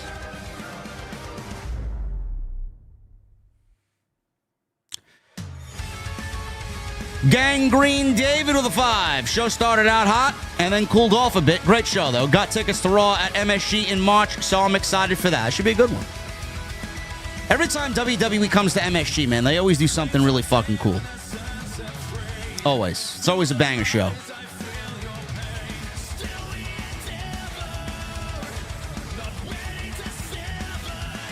Stu the Beats with a $9.99. Decent show tonight. Had ups and downs. Wish we got more story from Rock and Cena tonight. Love the main event. And I'm hyped for the banger match we'll get with Gable versus Penta next week. OTS for life. Absolutely. Thank you, Stu the Beats. Flavored Day with a 5. Will Saudi try to get the Ultimate Warrior and Yokozuna again for the Royal Rumble? Maybe they can give Elvis or get Elvis to play for them. No. All I hope for with the Saudi shows, especially if they're now bleeding into legit some of the big five, don't fuck with the creative, man. Let Triple H do what he needs to do. I don't need their input on anything. It's going to be very interesting to see who goes and who doesn't go. Tony Brown with a 5. I enjoyed this highly predictable Raw. Still a fun segment. Do your thing, JD. I always do, brother. I always do. Tribal Chief with a $2 super chat. Good show. Can't wait to hear from the GOAT. Thank you, Tribal Chief. Mason the Legend with a $9.99. This shit sucked. The only thing I can say I actually enjoyed was the main event. What a letdown. You know what, Mason? You are obligated to feel that way, brother. It's all right if you feel that way. David. As always, David, thank you for the support. I'll see you tomorrow night on TNT with the Solo Monster.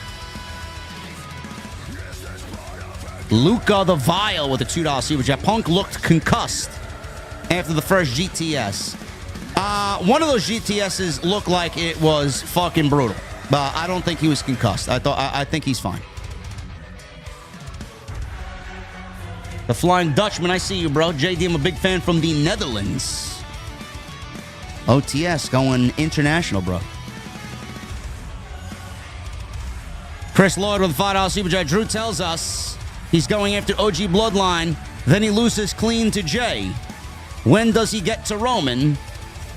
When he does get to Roman, he already lost, so it lessens that match. Yeah, I don't know why he lost tonight. I mean, that was just a bizarre creative move there, man. I don't really understand that.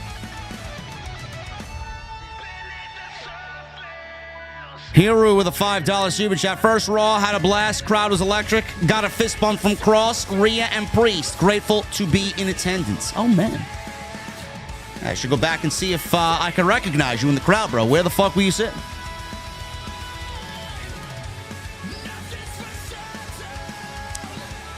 Guys, we legitimately need $1 to cross the 1,000 in Super Chat threshold, man.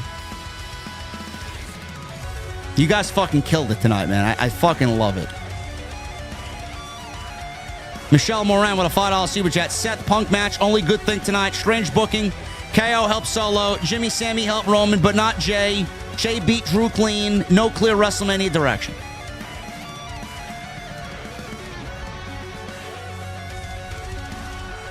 Well, I mean, I don't think Jey really needed any help. He beat Drew clean, so.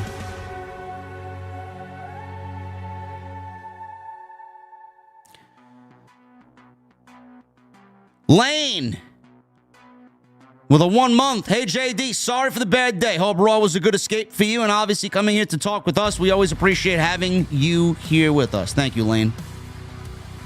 You guys were definitely a great distraction, and so was the show. Israel Garcia with a $4.99. Hey, JD, Hogan getting booed made me laugh my ass off. Me too, brother. It's probably the most entertaining aspect of the entire show. Robert Hurt with 46 months. He's 2 months away from the final stage of being a VIP. I got to get some new emotes made for you guys. I got to get some new badges as well. I think we'll make that a priority here this year. Punk and Seth was a banger, JD. Do you see Punk now focusing on a world championship? I do, Robert. He's in the Royal Rumble. We'll see what happens with the Royal Rumble. Should be a good story in that Royal Rumble. Premiere with a $4.99. What's up, JD? Punk Rollins cooked. Keep being the GOAT. Hashtag OTS for life. Thank you, Premiere.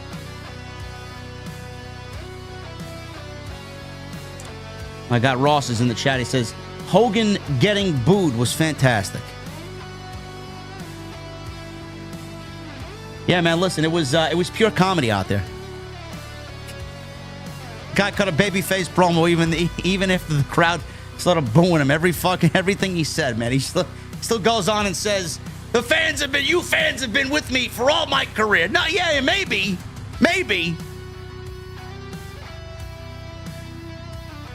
But not lately. I could barely fucking walk, man. Sidro with a $5 super chat. You hear about the teenager who failed the driving test. He thought it was a crash course. And can I tolerate algebra? Or I can't tolerate algebra, but geometry is where I draw the line.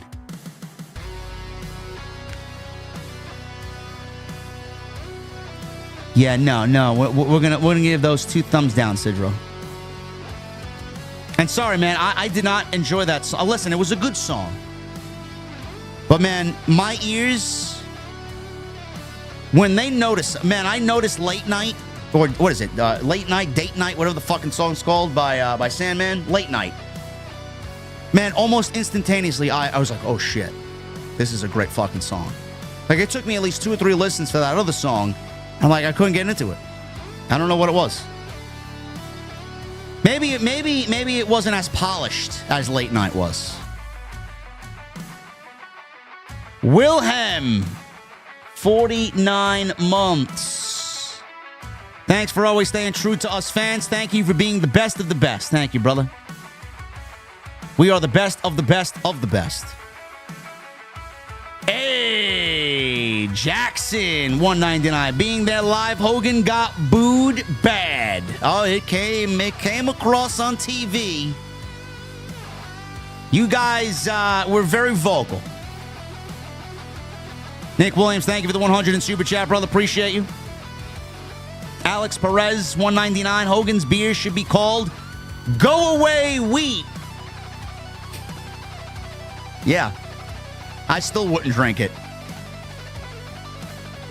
Sidro with a 5. Why did DeMan get fired from a banana factory? He kept throwing away the bent ones. Why was Incredible Hulk good at gardening? He had a green thumb. Thank you, Sidro. Those were a little bit better than the first 2. I gotta know, man, when Jason is live, do you give him different jokes or do you just give him the same jokes that we got over here? What are we doing? Are you back over there? Did he make you mod yet? Mason the Legend with a $9.99. If this is how the shows will be minus the legends, I don't want it. Same shit, just on Netflix. Yeah?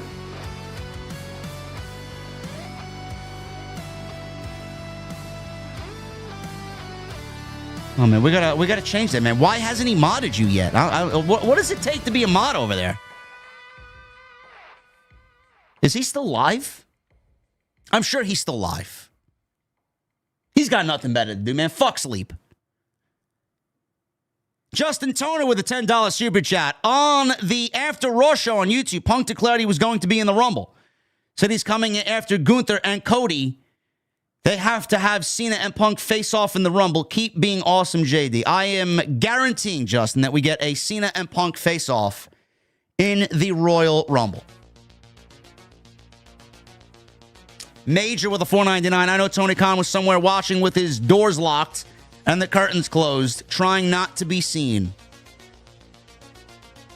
Did you guys hear about this New Japan commentator that was suspended for... What was it? It's suspended indefinitely for calling Tony Khan a money mark on commentary? I thought it was part of a storyline.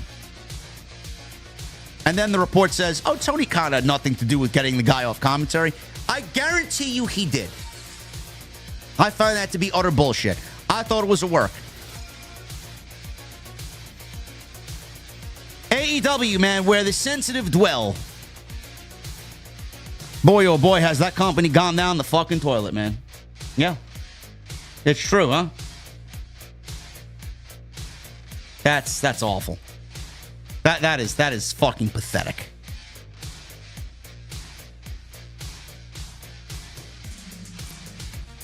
Major, thank you, man. Make out TJ with a $9.99. This show mirrored the gameplay of Saturday night's main event, and I get it. You get one chance to attract new viewers. But we could have had at least one major plot point for this show. And hot take, I dig the ring mat. Yeah, I didn't mind the ring mat, bro. I thought the black ring mat actually was aesthetically pleasing.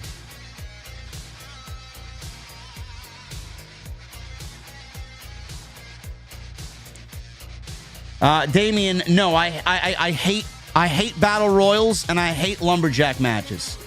Traditional battle royals, like everybody in the ring at the same time. You know how AEW abuses battle royals? I hate them. Fucking awful. Dovey, thank you for the 100 in Super Chat. Appreciate you being here. Thank you for the support. Very, very much appreciated, especially today. Basic with a $4.99. Oh, The Rock did something all right. He broke the heck out of kayfabe. Shaking hands with Cody and Roman looked so weird and disjointed. I don't get it. I don't get it. Joshua Taylor with 11 months. What's up, JD? Thought tonight was a great show. The Rock segment has me a bit confused, but maybe he's working us and plans to pull a swerve. Thoughts? It's always possible, bro, but I don't know why people venture into doing what he did so great and then kind of blowing it up tonight. Hugging Cody, praising Cody, drinking with Cody. I don't get it. I don't understand it. Thomas with the 17 months. 4.7 out of 5 stars for Raw tonight. The crowd could have been louder. Hulk Hogan did not deserve to get booed. Without Hulk, there wouldn't be a WWE, brother. You are correct. But he got booed for the reasons I gave earlier. Hulk Hogan should have not been on the show. Fact. No matter where Hogan goes, he's going to get booed. Robert with the True Crime Podcast with a $3 Super Chat. Where was Penta? He was supposed to debut tonight. No, he was not. He was not supposed to debut tonight.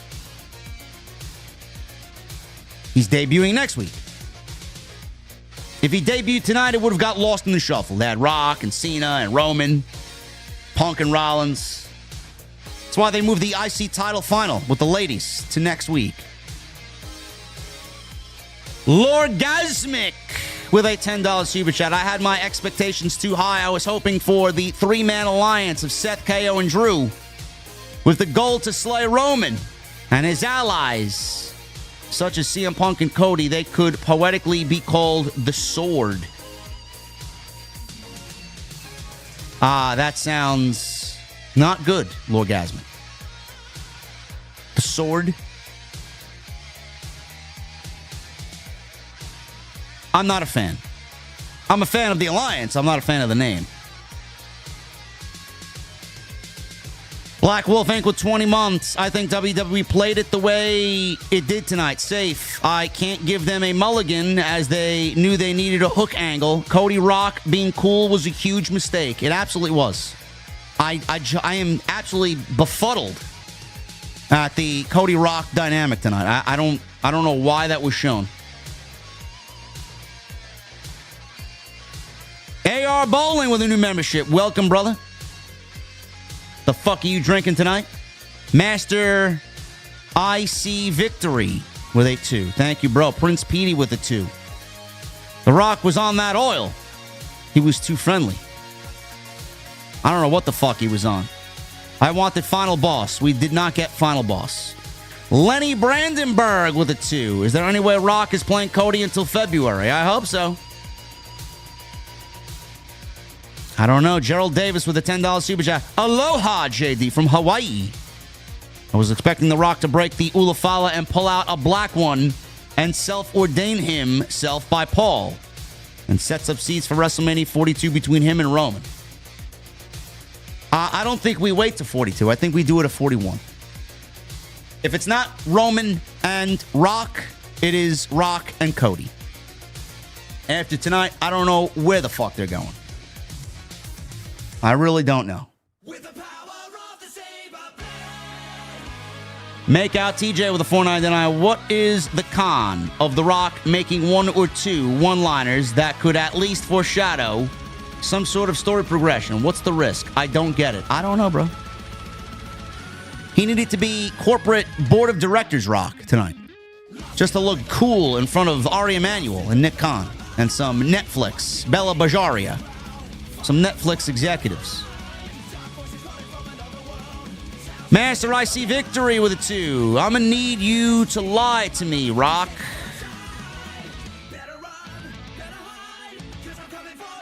A lock right to all of us.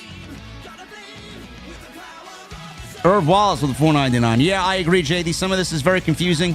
LOL. Maybe they pivot again. I don't want to hear that word again. Give me solid plans and stick to it. You got enough talented people there to give me a plan or plans and stick to them. Hidden Network. For a casual fan, it might be a thumbs up. But for fans like us watching week by week, it's a thumbs down. No progression whatsoever. A very good way to put it. Hidden. John Clockwork with a $1.99. WWE is giving us blue balls with this bloodline angle. They are. Zero excuses to forward the angle tonight. Or to not forward the angle tonight. I don't know why they did not. The Arrow stream with a $1.99. Rock and Paul should have turned at the end of the match. Something should have happened. Black Wolf Inc. with a $10 super chat. While I enjoyed this episode overall, I gotta say this was almost AEW Death Riders cringe bad. I honestly think WWE took five steps backward tonight. Also, do you think CM Punk took a dig at AEW for wearing the jacket he was last seen wearing there? It was cool for Cole to reference AEW, though. Did he reference AEW? I didn't hear that. I noticed everything else but that. But yes, I think it was a great dig. Any pot shots at AEW, man, I thoroughly enjoy it. They deserve it. And they are not cool. John Clockwork with $1.99. Rest in peace, Aunt Teresa. Absolutely. Thank you, John. $10 super chat from Thomas. Hi, JD. OTS for life. Lately, some of my super chats can't be sent. Sometimes I get the message not sent. Edit and try again. Is there a list of rules or scenarios where a message won't be sent? Thomas, it is definitely a YouTube thing. Try on mobile. Sometimes mobile works and PC doesn't. Or iPad works and PC doesn't. I don't know. It's totally a YouTube thing. I don't know what it is. Cam G. How could I forget Cam G? When did this come in? When did this come in, man? I did not see this. Cam G, I apologize, brother.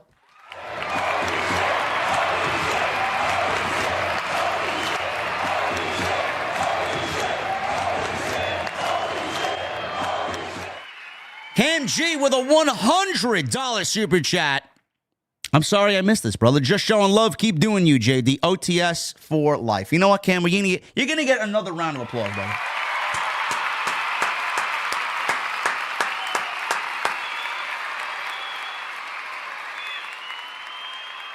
Appreciate our guy Cam G. Always comes in big. Always comes in big when it matters most. AR Bowling with a $20 super chat. JD, I thought of the potential presentation, how this on Netflix is thought. Cool minus commercial. Kind of felt like Saturday Night a little bit. I was disappointed how much storyline didn't process into their next chapters. Yeah. Again, bro, I think everybody kind of feels the same way. Some people are afraid to admit that, and it's okay if you feel that way. But we understand why WWE did what they did tonight. I just don't really understand why we can't cater to both. Casuals, bring in the new viewers, but also forward some stories, which they did not do at all tonight. Thomas, JD, you have my deepest condolences regarding your aunt. Thank you for all you do. We appreciate you. Thank you, Thomas. Alex Richmond with a $4.99. Love and support to your family, JD. Enjoy the crowd and how it was split for the Punk Rollins match. Seth put that match on his back. Road to WrestleMania? Yeah, okay. Yeah, it was not the start to Road to WrestleMania. It looks like the Rumble was going to be that. Triple H lied to us, bro.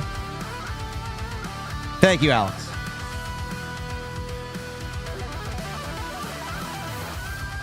Alex from Phoenix with a $9.99. Great night. I agree with the constructive criticism. I also appreciated the motion graphics that announced next week's matches. Very much like the ruthless aggression era. I really missed those. Yeah, I was always a big fan of those. I think those are super cool.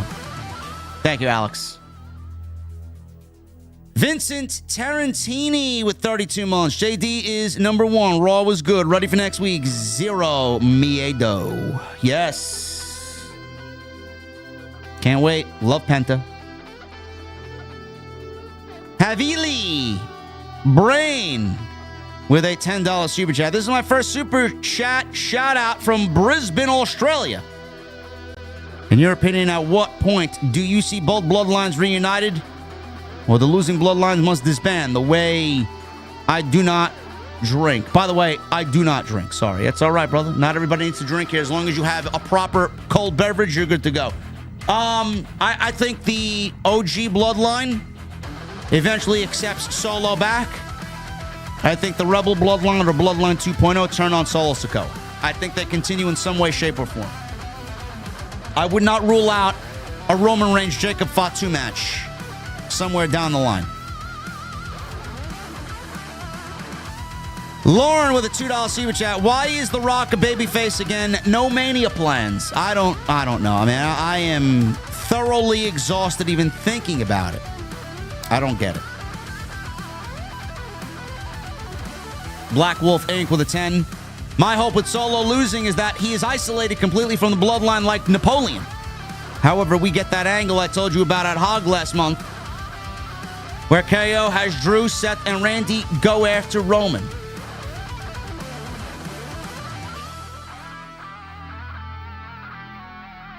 Yeah, I don't know where Randy fits into that, but the makeup of the other three, I hope happens. For sure. Zoid with a $5 super chat. I don't understand why The Rock is so obsessed with PR. Give us reasons to see you as a babyface. He killed his storylines and Cody looks like an idiot. Yeah. I don't get it. I don't get it. Cena winning the Rumble or the Chamber, says Lauren with a 2. I would rather the Chamber than the Rumble. She also says Orton returning at the Rumble or before. I could see him returning at the Rumble. For sure. Absolutely, I could see him return at the Rumble. Fixes a bond with a $10 super chat. The reason Hogan was booed out of his shoes is because he's a Trump guy and he was in a deep blue Cali tonight. He didn't get that reaction the last few times he came out. I'm right. I know. I mentioned that earlier. And I don't really even follow politics, but I did watch the Trump rally just to see him and Dana White honestly see what they said, and I can imagine that was probably the majority of the reason. Lisa with a 10. JD, thank you for speaking the truth tonight about the Rock segment. I thought I was seeing things when he was hugging Cody and drinking shots with him backstage. Need to call this shit out. Ass booking. It's awful. I don't really understand it. I don't understand it.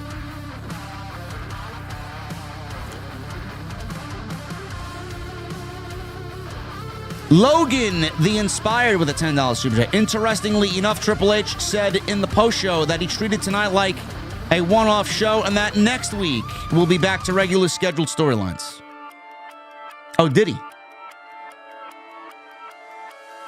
Okay. We'll see what happens next week. Major with a $4.99. Having your WWE champion just sitting in the crowd on a show that is this big doesn't feel right. I can't imagine Austin sitting in the crowd if this was 1998. Well, to be fair, Cody is not a Raw guy. And this show was already loaded up before him, so. Imprint Jones with a 2. Always telling it like it is. IWC Tribal Chief JD. Thank you, Imprint. I try, brother. James All Day with a $1.99. Who's the funniest TV dad? I'm going to go with Uncle Phil.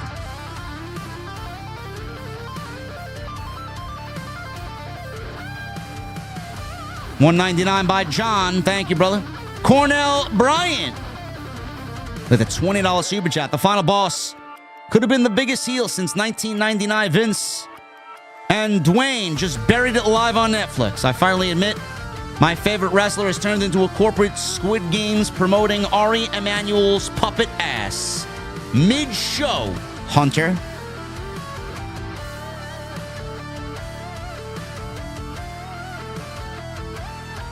Thank you, Cornell. Yeah, again, I'm glad a lot of you guys agree with me that the whole Rock dynamic tonight with Cody was fucking awful. Insulted everybody's intelligence. Cody Snyder with a $5 super chat. Seth collapsed on Punk's shoulders between two GTSs like Moxley at All Out 22. I got to go back and revisit that, man. I wasn't aware of that. John with a $1.99. Rock, Orton, and Cena could tie Austin in Royal Rumble. Should be a star-studded Rumble. For sure. John also with the new membership. Thank you, John. James All Day with a $1.99. Thought trips like Cross. What's he doing with him? It's what they call, it's what the cool kids on social media, James, call the slow burn. Mason the Legend with a $4.99. It's always funny when Cole gets out of his shell and yeets. Michael Cole's having the time of his life, man. Good for him.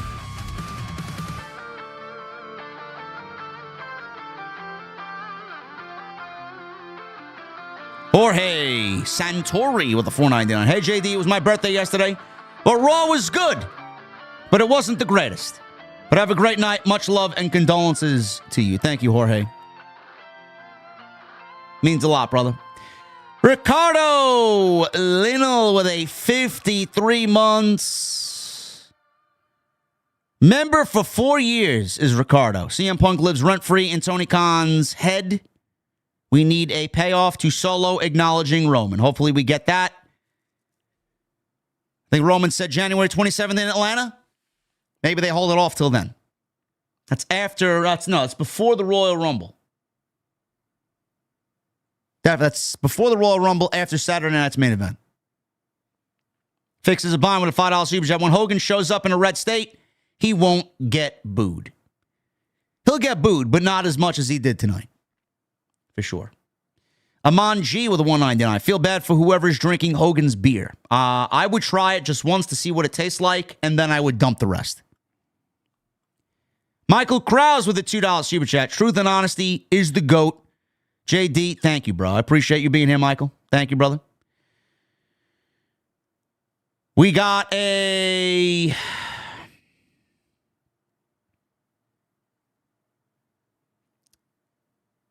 Where did I go, man? Jay Beasy with a $50 super chat. I think it was a decent show to bring in new viewers. It did its job, but having Hogan talking about his beer and Rock taking 15 minutes to talk about his family, BS, should not have happened. It should have been for Dakota and Lyra for the title. Bro, Netflix didn't pay $5 billion for fucking Lyra and Dakota.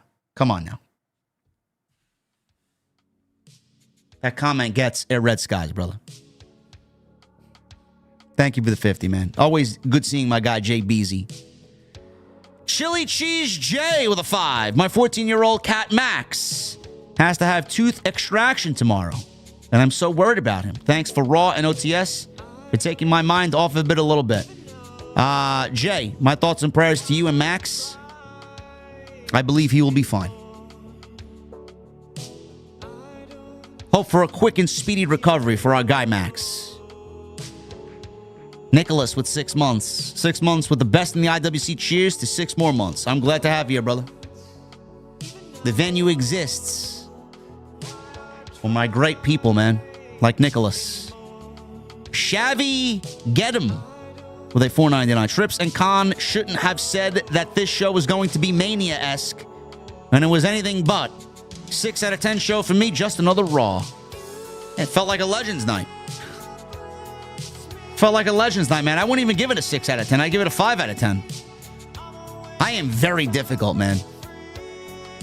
You know a good show, and you know a bad show. Tonight was not a bad show, but it did not come off the way that they hyped it up to be.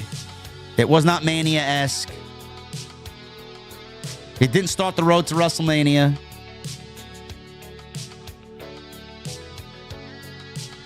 Less hype, just deliver.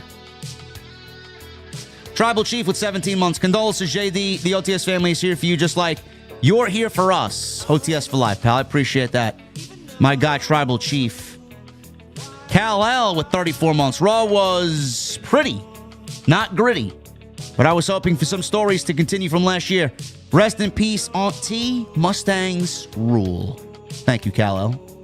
Can't take the Dark Horse out, man, when it's snowing outside and the fucking streets are all salty. Absolutely no chance in hell. Coil Phoenix with a $5 super chat. Out of all the matches, the best thing that happened tonight was when Michael Cole got on top of the announcers table and yeeted along with Pat and the crowd. That was quite the moment. Quite the moment. John Clockwork with a $1.99. 2 words. Overhyped. They tend to do that more than I really want to admit, John. They need to do less of that.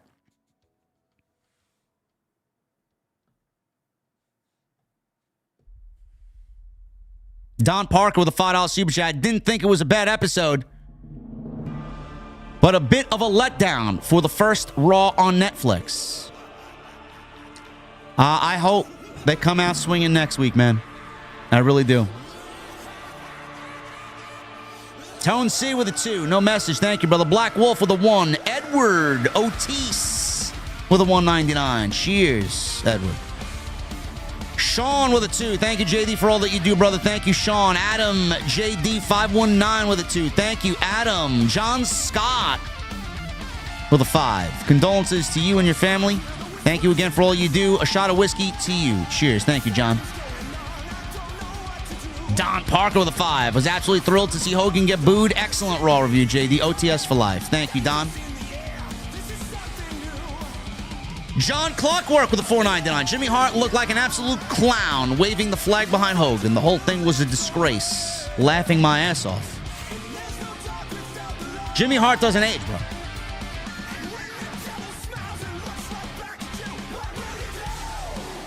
Jay Beasy with a $10 super chat.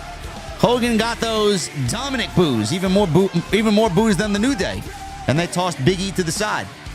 Love your honesty, JD. Keep it up, PS. Taste test Hogan's piss beer on stream. If I find a bottle, I will buy a bottle and I'll do a review. Maybe I'll make a short out of it. Sidro with a $2 super chat. How do you milk sheep? Release another iPhone. That one, Sidro, it's funny because there's so much truth in that one. I mean, I'm not the type of guy that every year that comes out with a new iPhone, I got to upgrade to the new phone, man. I got a 15 Pro Max. I did not upgrade to the 16 because I don't need to. I don't need to. I'll probably upgrade to the 17 because I probably have free upgrades at that point. Sidro, thank you for the $2 super chat, brother. Bart with a 2. This crowd doesn't work for me, brother. Yeah. I'm sure Hogan was quite disappointed.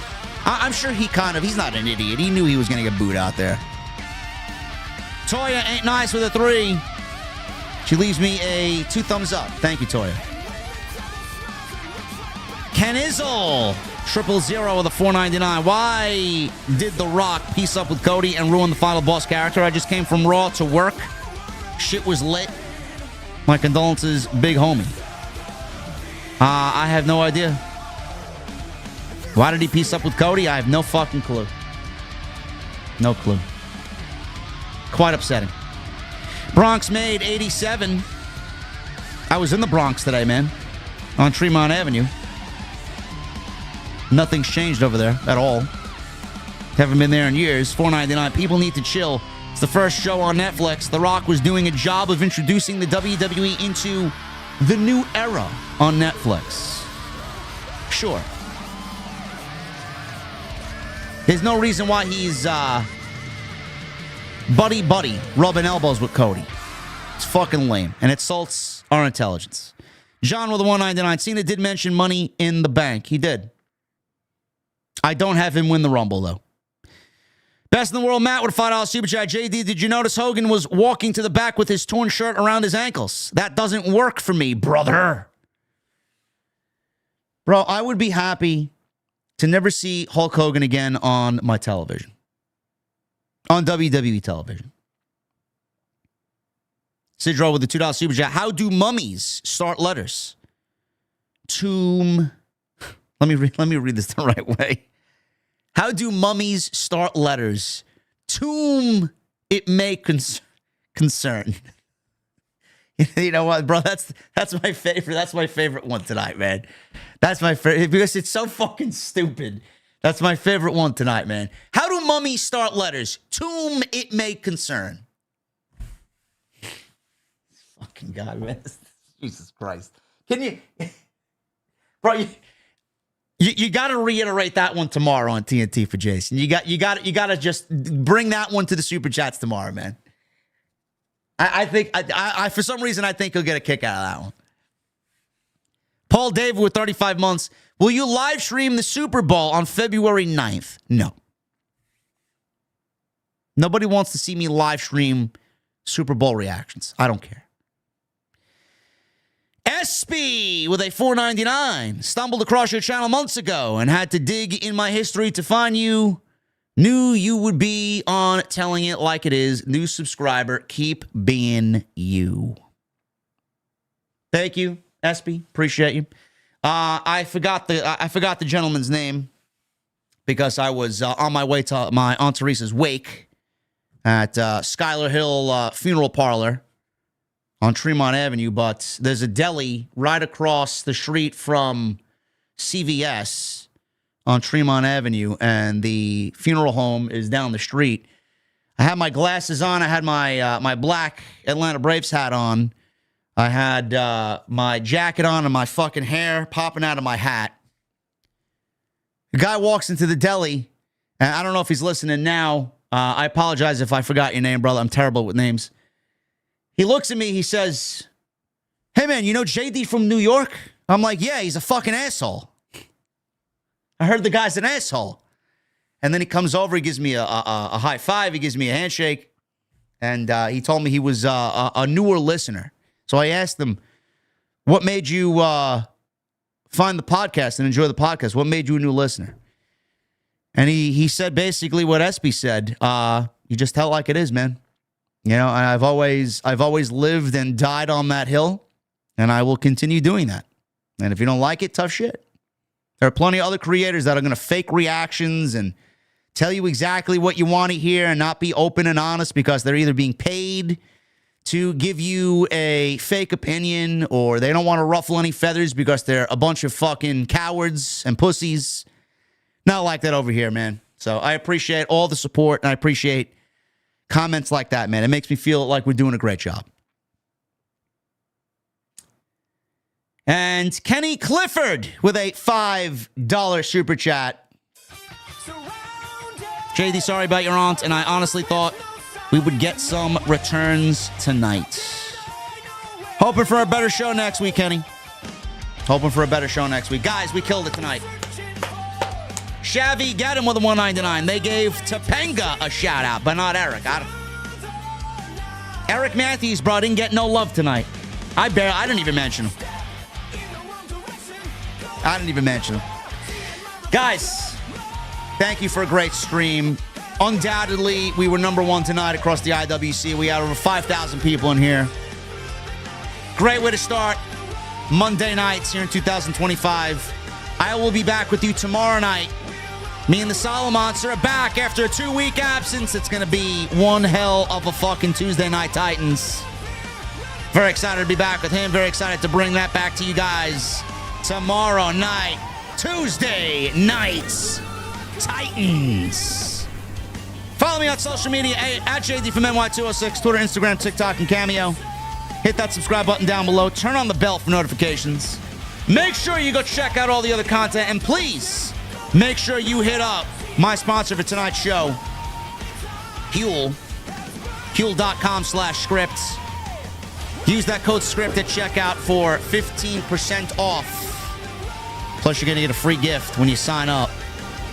Hit that subscribe button down below. Turn on the bell for notifications. Continue to hit that thumbs up. We're over 2,000 likes. And leave me a comment down below. You guys know what to do, man. Every little thing you guys do helps out in the long run, helps the channel in the YouTube algorithm.